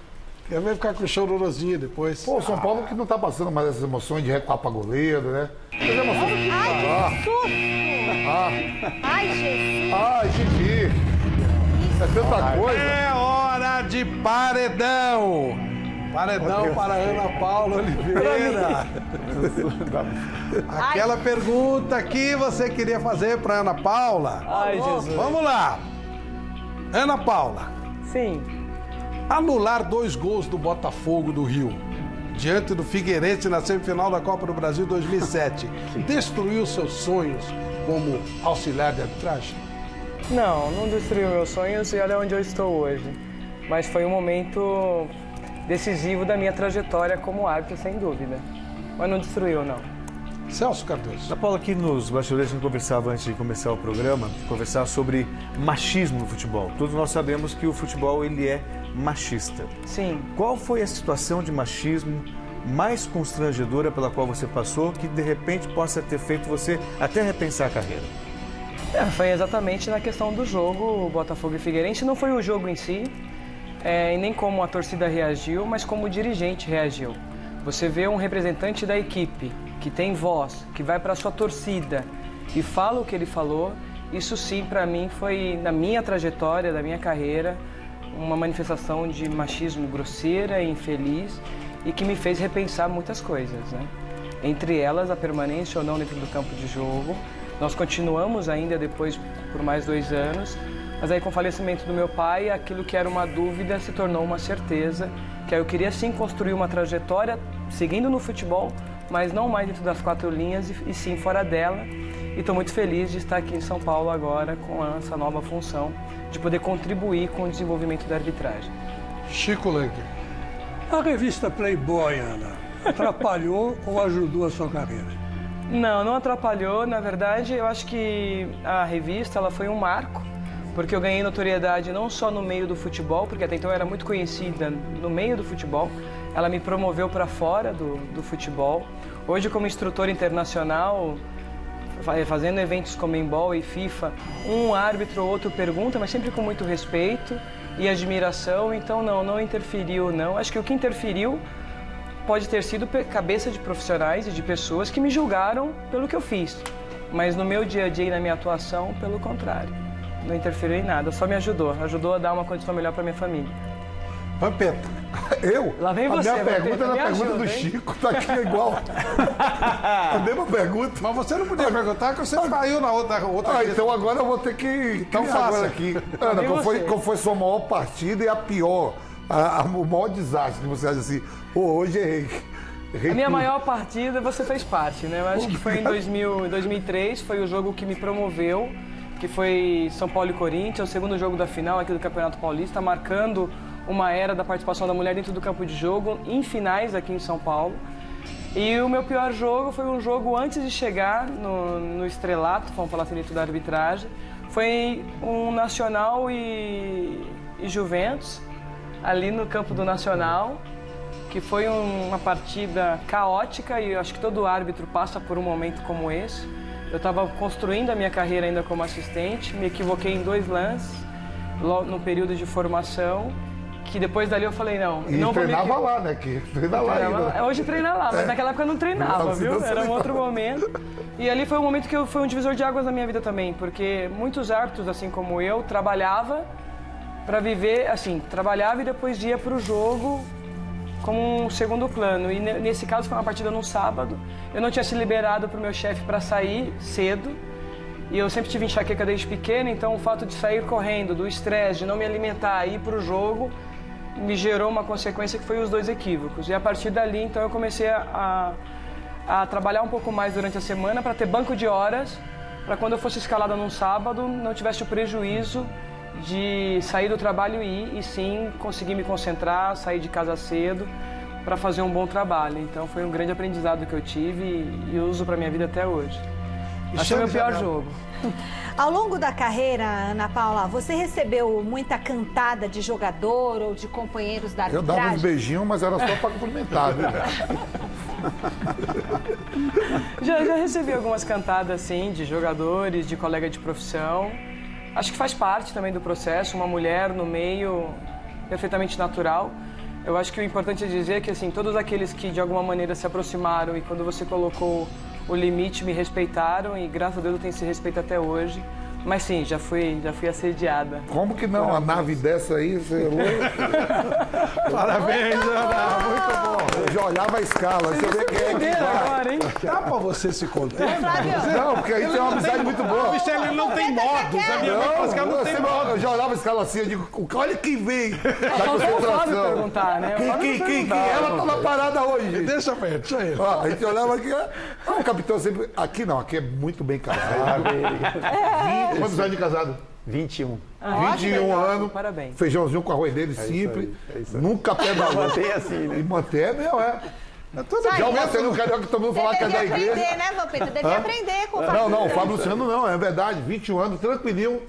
A nega véia sempre. Já o Marcelo Carioca, que era da igreja, que pedalava, queria pegar coroinha, bispo. O que via, o pastor queria traçar. Ô, Flávio, deixa eu fazer uma pergunta para Ana Paula. Ela deu uma entrevista que saiu no Estadão e uma das perguntas eram assim, o que ela pretende fazer, né, as mudanças. Então, eu vou refazer essa pergunta que eles fizeram aqui, que mudanças você pretende fazer no VAR, que eu já vi tua resposta aqui, e se você acha que você vai realmente conseguir, porque você quer divulgar os áudios e tudo mais. Então, vamos começar com as mudanças que você pretende no VAR. Não, na verdade, o VAR não é mudança, a gente tem que trabalhar muito treinamento. E a grande pergunta é se vai ser liberado o áudio ou não. Acho que esse é o grande tabu. Eu entendo que no futuro talvez possa ocorrer isso, de você publicar o VAR. Hoje não, por quê? Porque numa questão educacional, e eu estou com 2 jogadores aqui, eles vão concordar com o que eu vou dizer, se fala muito palavrão. Isso já é um ponto. Se fala palavrão demais no campo de jogo. A gente está melhorando isso com o treinamento com os árbitros, em especial os internacionais, que conseguem ter um pouco mais de acesso do que os demais. Mas ainda é um grande problema. Outra questão é a falha de comunicação mesmo. Como eu vou me dirigir ao Flávio, como ele vai se dirigir a mim, se ele vai entender ou não o que está sendo dito. Então são pontos a serem ainda trabalhados.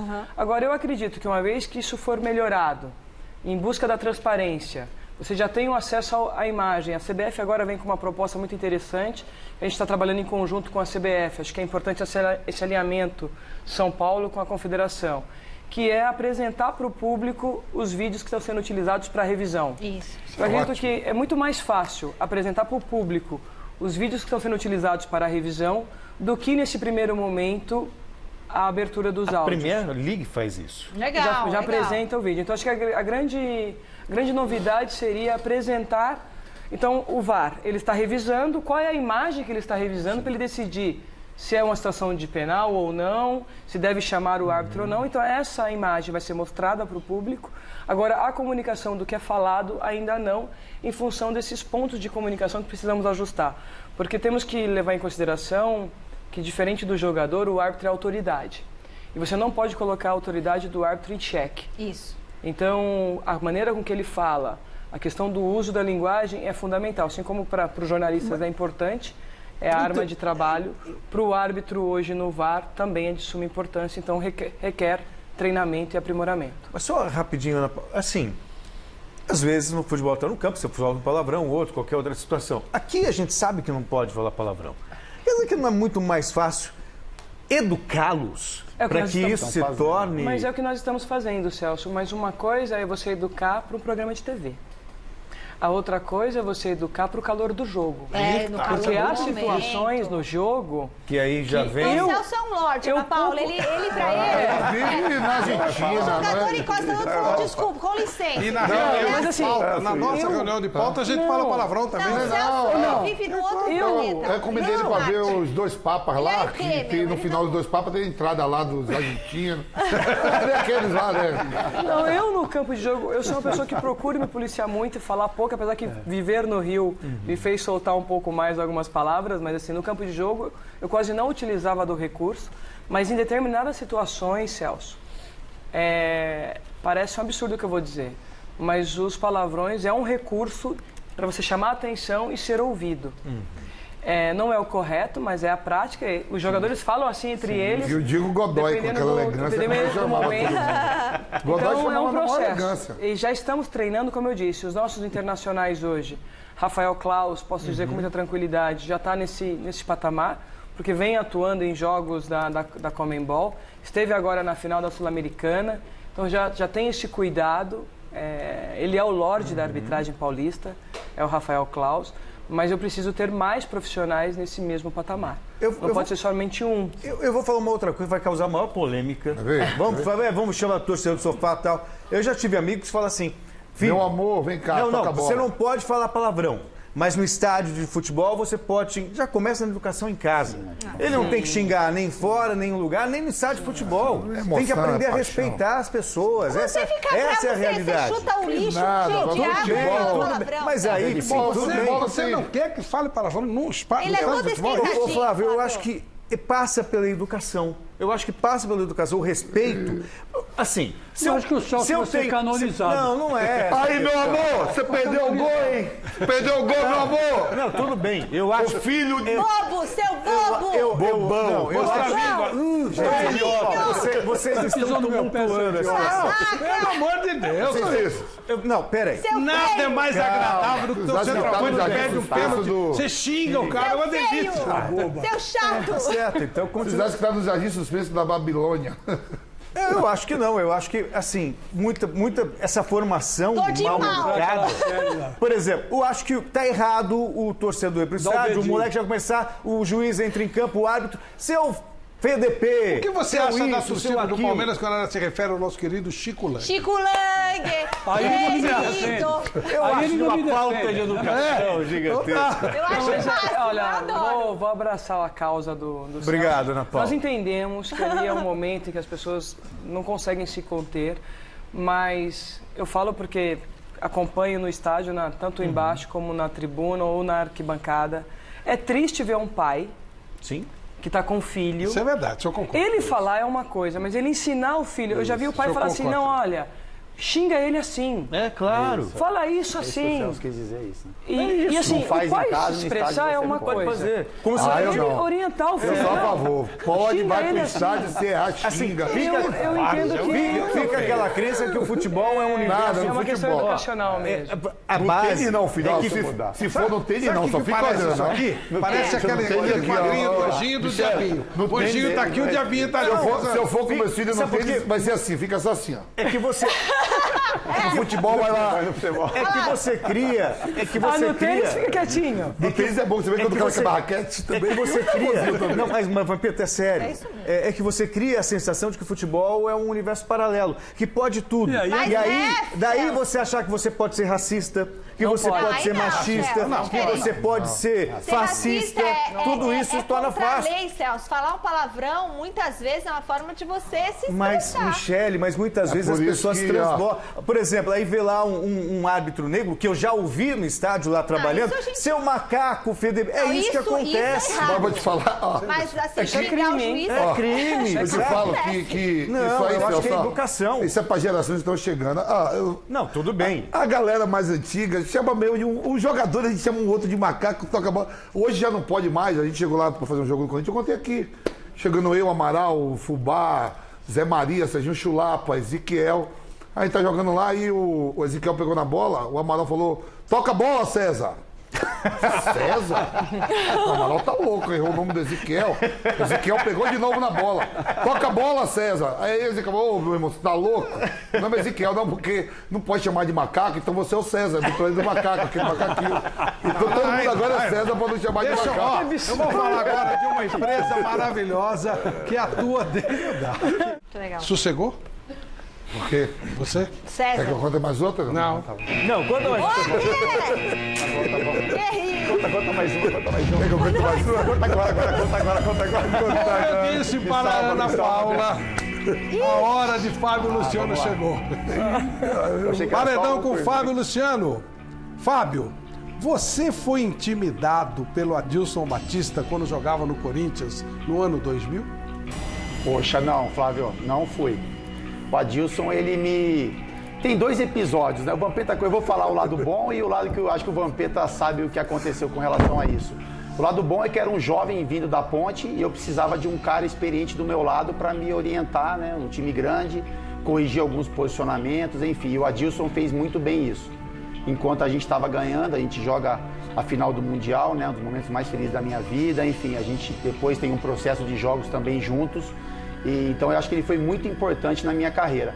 Esse episódio que você de repente está citando, o Vampeta sabe, né? Uma coisa que aconteceu no Corinthians, é que a gente vinha de maus resultados e o Adilson, como a gente tinha um estilo de jogo parecido, ele na cabeça dele, enfim, o que ele conhecia de bola, ele achava que não era compatível 2 caras jogarem quase da mesma forma, né?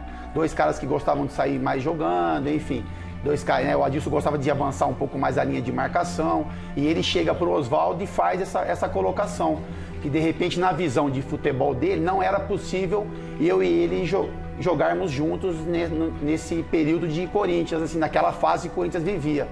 Então, assim, eu não sei o que ele pensou muito com relação a isso, né? Mas também não foi positivo para ele, porque o Oswaldo aceita a colocação, mas fala, bom, assim não dá para jogar junto com o Fábio, então eu vou colocar o João para jogar junto com ele e você vai ficar no banco. Então, assim, foi um episódio que a gente já conversou sobre isso também, né? Não me afetou em nada, porque assim, ele me ajudou muito jogando e quando ele tomou essa decisão, ele acabou indo para o banco e eu continuei jogando. Mas é um cara que eu tenho um carinho muito grande, é um cara que foi importante na minha chegada no Corinthians, a gente foi campeão mundial juntos, tenho contato com ele até hoje, né? Desejo sorte como treinador, mas assim, talvez seja um momento, uma fase que o Corinthians vivia, de repente uma colocação infeliz que ele fez em um determinado jogo, que acabou não sendo prejudicial para mim, né? Acabou sendo prejudicial para ele, porque depois desse momento o Oswaldo opta por eu que eu jogue com um outro atleta. Mas isso aí é águas passadas e eu tenho um carinho gigante pelo Adilson. Celso Cardoso. Fábio, campeão do mundo, como você Sim. mesmo disse, titular. De repente chega Vanderlei Luxemburgo, te barra e você troca de clube. Sim. Com os olhos de hoje, Sim. como é que você avalia essa situação? Você se sentiu Então, injustiçado? foi um baque pra mim, assim, porque na época, eu agora não tenho mais nenhum problema com o Vanderlei, né? A gente ficou um período, sim, sem se falar, de repente guardando alguma coisa, porque eu não entendi o movimento de dispensa dele, né? A gente tinha acabado de ser campeão paulista, uma final de Copa do Brasil, junto com o Vanderlei, e ele, assim, no início não deu nenhum argumento, né? Ele fez uma lista de dispensa e ele, na época, né? Ele não teve nem, assim, sabe, o carinho de falar com a gente. Estou dispensando por causa disso, assim como outros, né? O Maurício foi dispensado, João Carlos, Marcos Senna, que depois jogou na Espanha. Ele não teve esse cuidado de explicar pra gente o porquê, né? Depois eu vim a saber, né, de uma declaração que ele deu, de que eu não escutava ele falar, né? Que eu achava que eu fazia as coisas da minha cabeça e que ele fazia algumas colocações de campo para mim que eu não escutava. E eu queria ter escutado isso dele, né? Se ele chegasse para mim na época e falasse, Fábio, eu vou te dispensar porque eu falo para você sair jogando com a perna esquerda e você sai com a direita. Eu acho que você tem que cabecear uma bola e você mata no peito. Eu ia entender isso daí. Mas demorou um pouco para eu assimilar, assim.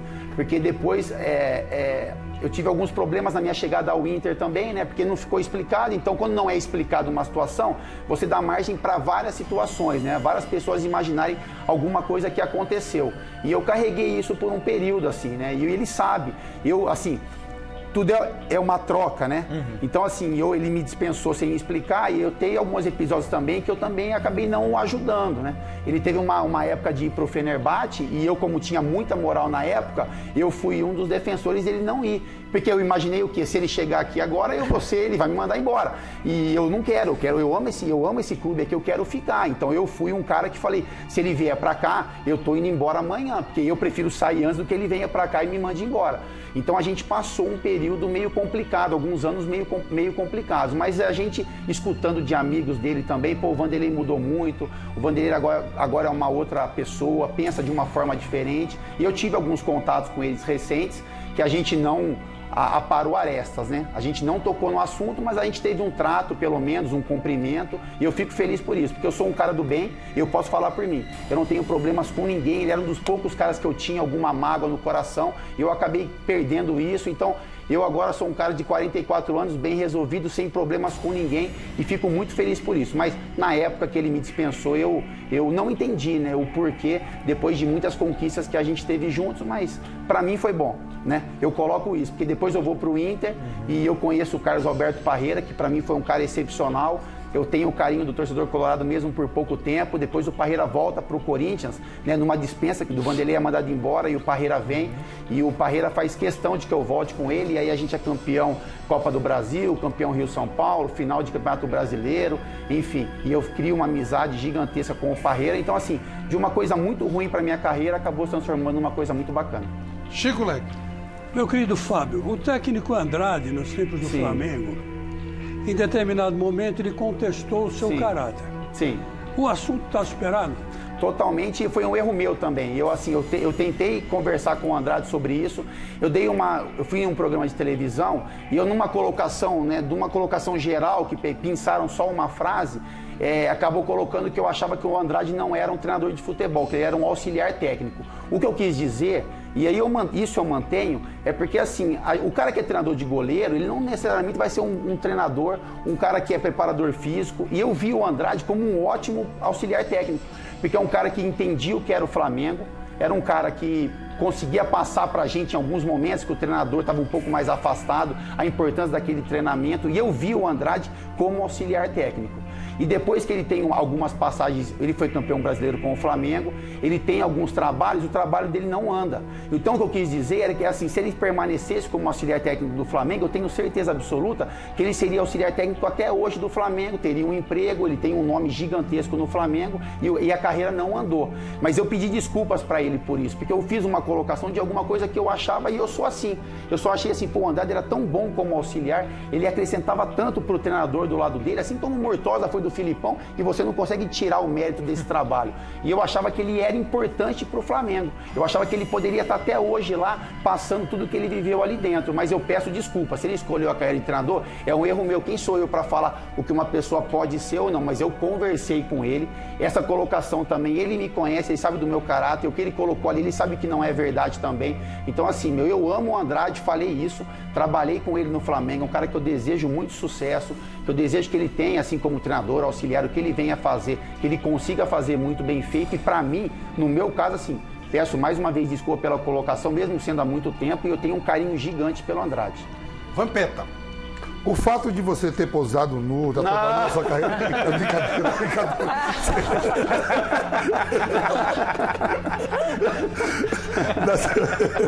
Ai, capitão, na sua última passagem pelo Corinthians em 2006, você não conseguiu jogar por conta de uma lesão no pubis. Você foi chinelinho? Não, mas eu não passei no Corinthians em 2006, cara.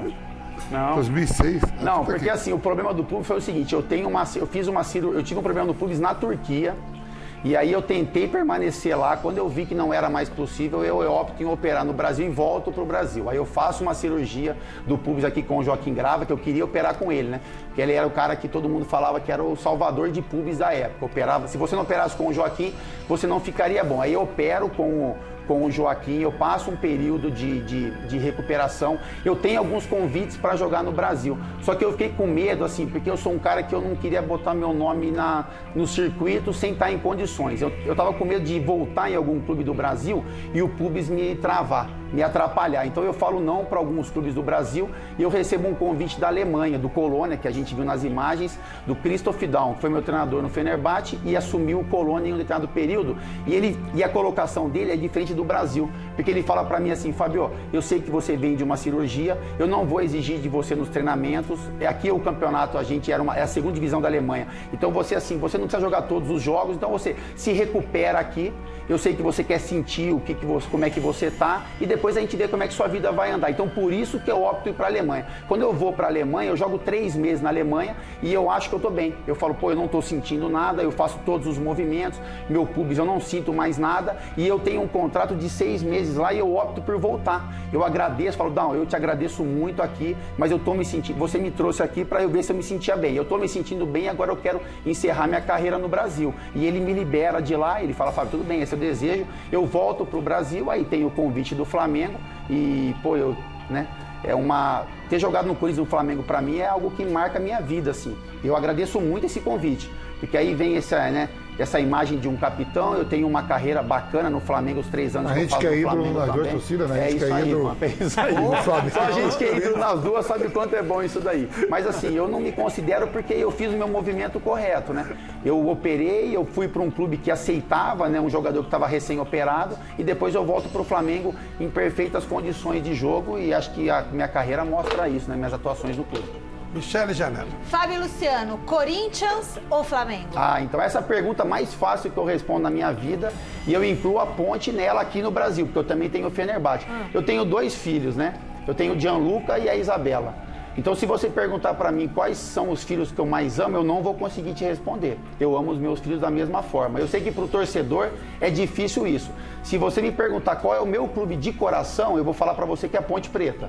Porque eu nasci na Ponte, eu fui formado na base da Ponte, eu frequentei as arquibancadas da Ponte jovem. Então, assim, o time que eu amo de coração é a Ponte. Agora, o Corinthians e o Flamengo, eles têm a mesma proporção na minha vida. 50% para cada um. Quando o Corinthians enfrenta um adversário qualquer, eu dou a vida pelo Corinthians. Quando o Flamengo enfrenta um adversário qualquer, eu dou a vida pelo Flamengo. Quando os dois se enfrentam, eu pego meu carro, levo meus filhos no shopping e vou saber o resultado depois. Então, isso eu decidi na minha vida. Então, assim, colocando desse jeito, assim, eu amo os meus filhos e eu amo o Corinthians e o Flamengo do mesmo jeito. Agora, o time do meu coração é a Ponte Preta. É igual, não é? Cara de bom gosto. Aí, Flávio. Esse é um cara de bom gosto. Nós que é ídolo nos dois, é a mesma coisa. Quando o Corinthians enfrenta o Flamengo, eu vou pra televisão e faço um bozó, um oró pra gente meter 5 neles. Agora, olha só.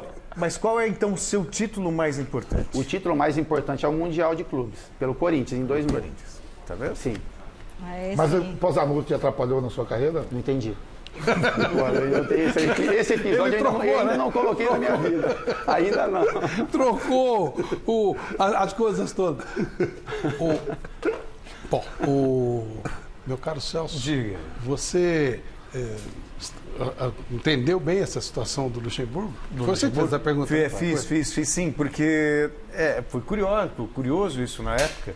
O Fábio, titular absoluto, campeão do mundo, de repente veio o Luxemburgo e dispensa. Aí foi aí que você foi pro Internacional. Sim, aí foi pro Inter, né? E aí foi episódio engraçado, porque assim, eu sou tão teimoso, porque quando eu saio do Corinthians, foi de manhã o episódio, né? À tarde eu tenho o convite para ir pro Cruzeiro. E o Cruzeiro é uma potência, só que era o mesmo patrocinador na época, era a Ricks Mills. E eu faço questão de não ir. Porque eu falo, vocês não vão me usar de boneco, de assim, eu saio de um clube seus e vou para outro. Então eu não vou e vai aparecer um clube. E aí apareceram algumas coisas e eu demorei 2 dias para estar empregado, né? Eu tenho esse convite do Cruzeiro, que fica um dia meio que tentando dar certo, e depois aparece o Internacional com o Parreira, esse pedido de jogar no Inter. E aí eu tenho a felicidade de ir para lá. Agora você vê detalhes do futebol, né, Flávio? Aí ele lá no Fenerbahçe. Olha como o mundo dá volta. Aí Luxemburgo é cotado. Sim. Nossa. E aí? É isso eu vi bater um tomate na TV agora aí. Então foi por isso! Michele, e o nosso telespectador? Mas você tem que se defender, né? Claro. Infelizmente, você tem que se defender, né? Verdade. E a minha relação com ele não era boa realmente. Se fosse uma relação minimamente boa, assim, que desse para se levar, com certeza eu não iria interferir, Tipo, mas a pedido gente de não, desculpa aqui, a gente outro não ali e tinha, a tal. gente não tinha uma boa relação e eu tinha certeza que se naquela época ele fosse pro Fenerbahçe, de repente a minha carreira lá seria encurtar. Então foi uma defesa porque eu amava aquilo ali, assim. É um clube que eu tenho um respeito, assim, pelo povo, pela maneira como existe o futebol. Eu falei, Vamp. Agora não fala. Assim, na época eu demorei um pouquinho para pegar, depois como eu tentava me comunicar, não conseguia.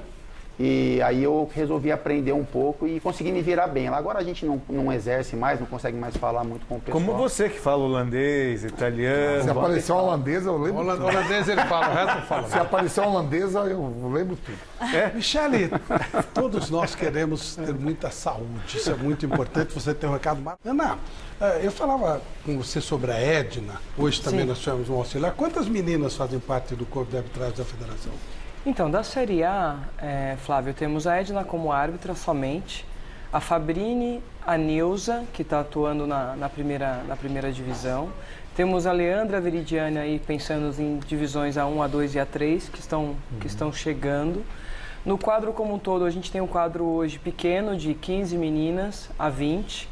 A nossa ideia é aumentar um pouco esse número, mas trabalhar um pouco também a questão de ser profissional, de buscar fazer avaliações do teste masculino, a procura de conhecer a regra e a aplicação dela, porque também nós tivemos 2 momentos da arbitragem feminina. Uma, que é o exemplo positivo da Edna, que é sólido, faz teste masculino, tem boas avaliações, treinamento em alto nível, mas a gente também tem aquela menina que quer entrar na arbitragem para fazer parte de um mundo, mas não quer fazer o que tem que ser feito para estar em alta performance. Eu quero estar num jogo de primeira divisão, mas eu não me dou o máximo como a exigência que é do processo para ali estar. Inclusive, nós vamos ter uma reunião agora na próxima semana com o quadro feminino, para que juntas possamos traçar um projeto de desenvolvimento para a arbitragem feminina aqui de São Paulo. Que na minha época, junto com a Silvia, nós tivemos um momento lindo, que era eu, a Silvia, a Maria Elisa, a Aline, entre outras. Hoje a gente não tem esse peso como nós tínhamos naquela época, e o nosso desafio é retomar esse prestígio. Acho que a Edna já começou muito bem pela estreia dela esse ano e acredito eu que vai se manter disso para mais. A Edna tem potencial para vir a fazer uma final no futuro. Não digo já para agora, para esse ano, mas daqui 2, 3 anos. Ela tem potencial para isso. Ela tem potencial para pegar um clássico, por exemplo, Santos e Corinthians? Tem, para pegar um clássico tem. Agora, um clássico tem, Chico, não sei se Santos e Corinthians, mas um clássico acredito que ela consiga realizar. Porque os clubes pesam na hora de você escolher, não? Na verdade, não é o clube em si, mas a característica de como jogam os clubes. Você viu que nós falamos muito aqui como jogam as equipes. Então, se eu agora, com a audiência pública, tenho o direito de escolher, eu vou escolher o melhor árbitro para o melhor jogo. E aquela característica daquela equipe, como elas jogam, qual é o perfil desse árbitro? Então, necessariamente... Isso é você que faz esse estudo? Nós fazemos na verdade, somos um grupo de 5 pessoas, não sou só eu, né, Flávio? A Comissão de Árbitros de São Paulo é composta, eu estou presidindo, mas temos o Emerson Carvalho, que foi assistente FIFA, dois mundiais. Estamos com o Márcio Verri Brandão, um excelente instrutor que está conosco, o Celso, assistente também, a Tatiane Sacilotti, que esteve com a Edna no Mundial. E como um suporte, até porque ele foi o ex-presidente da comissão, o Ednilson Corona. A gente soma, é um grupo de pessoas para pensar isso. Lógico que eu, ao cargo que estou, tenho esse cuidado. E aí ajuda muito o fato de ser instrutora. E como eu faço o estudo tático das equipes regularmente, isso me facilita para atender o perfil com o jogo. Não tem mais sorteio? Não tem mais sorteio. Então, sim, respondendo, a Edna tem condições de ir para um clássico. Qualquer clássico? Não qualquer clássico. O árbitro também você tem que preparar. O Klaus hoje é o árbitro que está para qualquer clássico. Luiz Flávio de Oliveira está para qualquer clássico. Outros profissionais você precisa entender o momento desse árbitro e o momento das equipes. Agora, Ana, sempre quando tem discussão de arbitragem, que é muito comum, vejo o que aconteceu no ano passado com o VAR e tudo mais, e é uma coisa que eu sempre discuto muito, que é a questão da profissionalização dos árbitros. Sim. Se faz necessária essa profissionalização, até para que ele esteja realmente com a vida dele toda dedicada à arbitragem. Você passou por isso no seu início de carreira. Sabe o que eu entendo, Celso, que nós avançamos muito. Eu até falo que nós somos um grupo de jovens na comissão, né, profissionais que recém estavam no campo de jogo e agora está liderando o desenvolvimento. Pensar no profissional árbitro requer muito estudo, porque quando a gente fala de árbitro, a gente não pode falar só de primeira divisão. Você precisa falar de toda uma categorização. Aí você está falando de árbitros de primeira, de árbitros de base, de futebol amador. E como nossa estrutura no país iria atender isso. Esse é o primeiro ponto. Agora, falando de Federação Paulista para esses árbitros. O tratamento. Como eu trato esse profissional? Eu dou ferramenta para eles ter uma vida profissional? Eu o auxilio? Eu estou dando condições para que ele tenha tranquilidade para fazer o seu melhor? Isso são pontos importantes. E aí a gente coloca a questão de base salarial, que seria a taxa de jogo, questão de auxílio, saúde numa situação de necessidade, como aconteceu com o árbitro nosso na Copinha. Nós temos um comitê médico na federação. Então, quando acontece de um árbitro se lesionar ou até precisar de uma cirurgia, acionamos esse comitê médico. Então, essa é a importância de você dialogar também com outros departamentos. Quem comanda é o Dr. Moisés Cunha, né? Que dá o suporte para nós, e no caso do menino, Pedro Nelly, que o atendeu, e graças a Deus já está fora de risco, não precisou operar. A questão do ouvi-lo. Está ouvindo quais as necessidades do árbitro, o que ele precisa. Muitas vezes a gente tinha gestões que não se permitia ouvir a necessidade desse profissional. E você precisa. Tecnologia, né? Tecnologia a favor do árbitro. Só o VAR? Não. O que nós estamos usando para aprimorar o desenvolvimento e o treinamento desse árbitro? Nós agora estamos utilizando uma ferramenta que os clubes utilizam de análise de desempenho para o árbitro, ou seja, 24 horas depois que ele apitou o jogo, ele está recebendo clipes direcionados dos seus acertos, dos seus possíveis equívocos. Tem também o controle físico, né, de monitoramento, isso também é um suporte. Então, assim, hoje a Federação Paulista oferece ao árbitro as valências do pilar mental, do pilar físico, do pilar tecnológico e técnico a favor dele, o suporte de saúde. E agora, o que a gente precisa melhorar? Treinamento. Treinar mais. Só uma pré-temporada é suficiente? Não. Tanto que agora em fevereiro a gente lança o programa de jornadas técnicas. Teremos 12 jornadas no ano, em que eu não vou atender só os árbitros de elite. Os árbitros de elite fizemos pré-temporada. Vamos atender também os árbitros da base, que são os árbitros que amanhã serão os árbitros de elite. Então você precisa pensar numa construção contínua. E aí sim eu estou respeitando você como profissional. Então o tratamento tem que ser profissional. E essa molecada de Copinha, e ontem foi a final da Copa São Paulo com 2 times do Rio Grande do Sul, mas o Pacaembu lotou. Veja. Pacaembu, casa do futebol paulista, mas com finalíssima entre times gaúchos, Pois é, Grêmio e Internacional decidiram a Copinha no Paca, um eventão daqueles justamente no dia do aniversário da cidade de São Paulo. Pela primeira vez na história, nós tivemos uma decisão de Copa São Paulo entre Grêmio e Internacional. E como sempre em um clássico muito difícil, foi bem complicado fazer a bola passar por aqui, ó. Por entre essas traves e cruzar essa linha. Quem chegou primeiro nesse objetivo foi o Grêmio. Fabrício deitou e rolou pela esquerda, tocou o rasteiro para o meio e o zagueiro Thiago Barbosa acabou marcando contra. Festa tricolor em São Paulo. Na comemoração, o Alisson levou o 2º amarelo e foi expulso do jogo porque subiu no alambrado com a galera. Aí não pode, Alisson. Com um cara a mais, o Inter conseguiu um empate facinho. Guilherme Pato completou o passe do Matheus Monteiro e igualou o clássico na Copinha. 1-1. O gol deu aquele gás da hora pro Colorado, que acertou a trave com o Praxedes e quase virou a parada. Só que a bola do jogo quem teve na medida bonitinha foi o Diego Rosa. Passe milimétrico do Elias e o camisa 8 perdeu uma chance incrível. Era só fazer, Diego. Me ajuda aí, meu filho. O jeito, então, foi decidir tudo nos pênaltis. Aí brilhou a estrela de quem? Quem? Adivinha? Da trave, aquela, a mesma lá do início da nossa reportagem. Vitor Prado, Wesley Moreira e Gabriel Gonçalves pararam no poste. Final, Inter, 5 vezes campeão da Copinha 3, Grêmio 1. É uma emoção, muita emoção, porque a gente sonhou muito com esse dia, sonhou muito com o título da Copa São Paulo e ainda mais contra o maior rival, então agora é só comemorar e alegria. Ganhar é bom, mas ganhar deles é melhor ainda? É uma situação muito gostosa, né? Eu fico muito feliz de estar ganhando título em cima deles e dizer que eles são nossos filhos, né?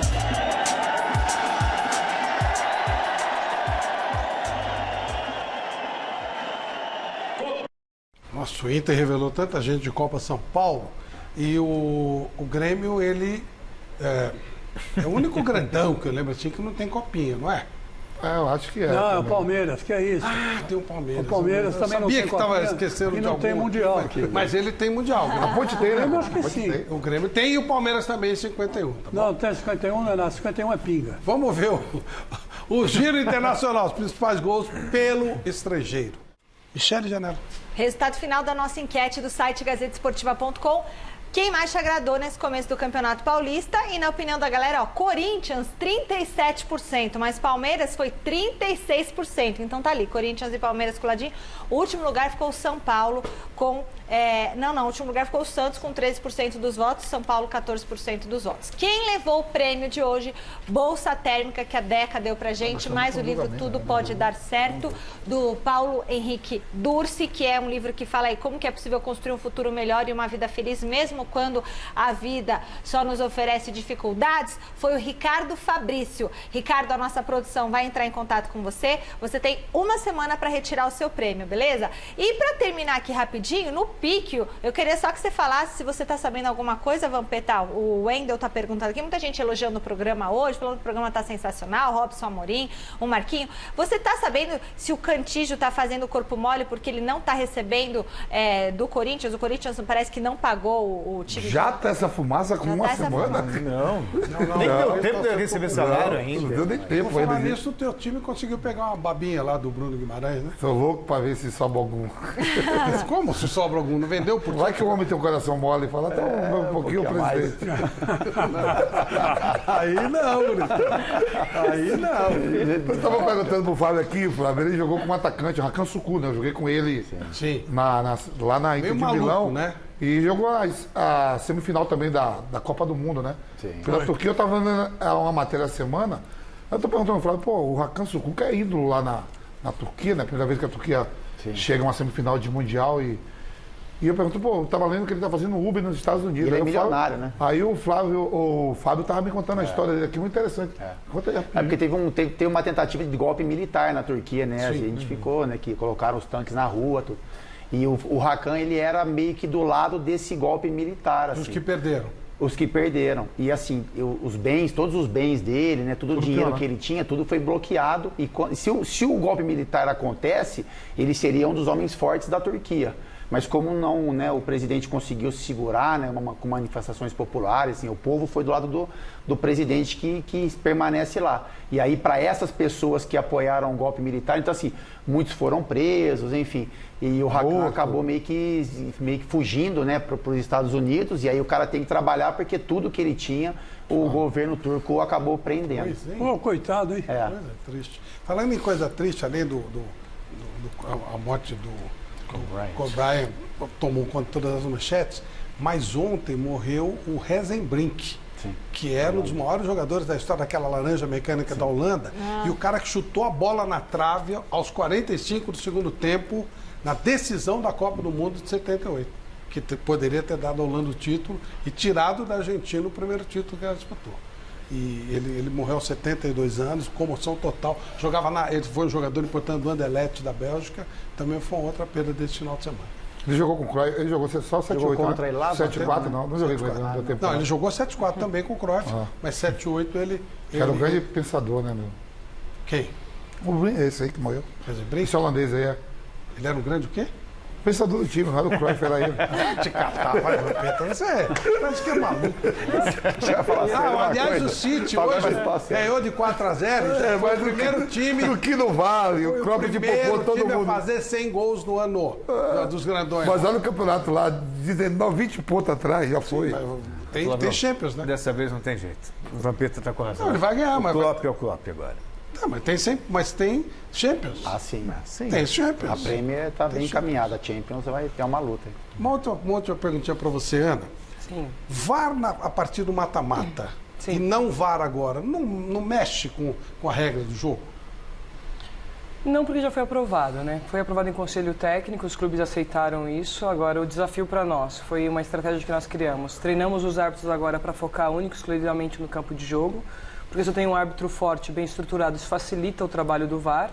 E aí, terminando o período de fevereiro, nós iniciamos o treinamento para o VAR, já pensando nas quartas de final. Vai ter até na 2, né, Ana? Vai ter na 2 também. Vai ser o primeiro ano que nós teremos o VAR na 1 e na A2. E o objetivo nosso para o futuro, né, uma vez que a gente conseguir, aí estamos investindo alto na questão da tecnologia do VAR, por que não pensar no Campeonato Paulista da primeira à última rodada? Mas isso já é um pensamento para o futuro. Acho que é importante, de repente um jogo com o VAR teria uma definição e sem o VAR outra, né? Sim, pode acontecer. Mas agora o desafio mesmo, Flávio, acho que não só nosso aqui em São Paulo, mas também da própria Confederação Brasileira, é melhorar o árbitro de campo.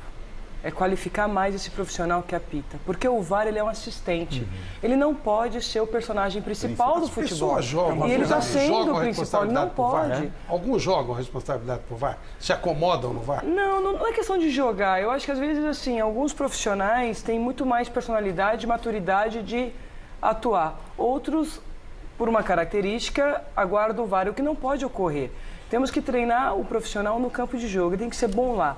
Temos que entender que o VAR é um assistente, ele não pode ser o personagem principal. O árbitro continua sendo o principal, aquele que está lá dentro do campo de jogo tomando as decisões. Flávio tocou num ponto certo, né? Porque antes o árbitro entrava pressionado, sente de que ele tinha só aquele momento para decidir e ele não podia errar. Hoje, de repente, ele pensa, não, se eu errar... Não, eu estou mais tranquilo porque eu tenho um respaldo, mas essa tranquilidade, ela tem que ser assim, eu tenho um assistente a mais, mas eu continuo sendo o responsável pelo jogo. Mas a responsabilidade não pode se acomodar. Bola na mão está resolvido, Ana? Está bem resolvido isso? Me perdoa, Flávio. O que é bola na mão e mão na bola? Essa Olha, eu estou muito tranquila, já começamos bem a competição, falando da primeira e da segunda rodada, da primeira e segunda rodada. Se passou, né, algumas situações, passaram-se situações de mãos e decidimos muito bem. É um tema que acho que vai ser discutido sempre, mas com a alteração da regra, o texto da regra mudou e facilitou agora a compreensão. Porque a bola do atacante, mesmo ele tendo intenção ou não, você tem que cobrar.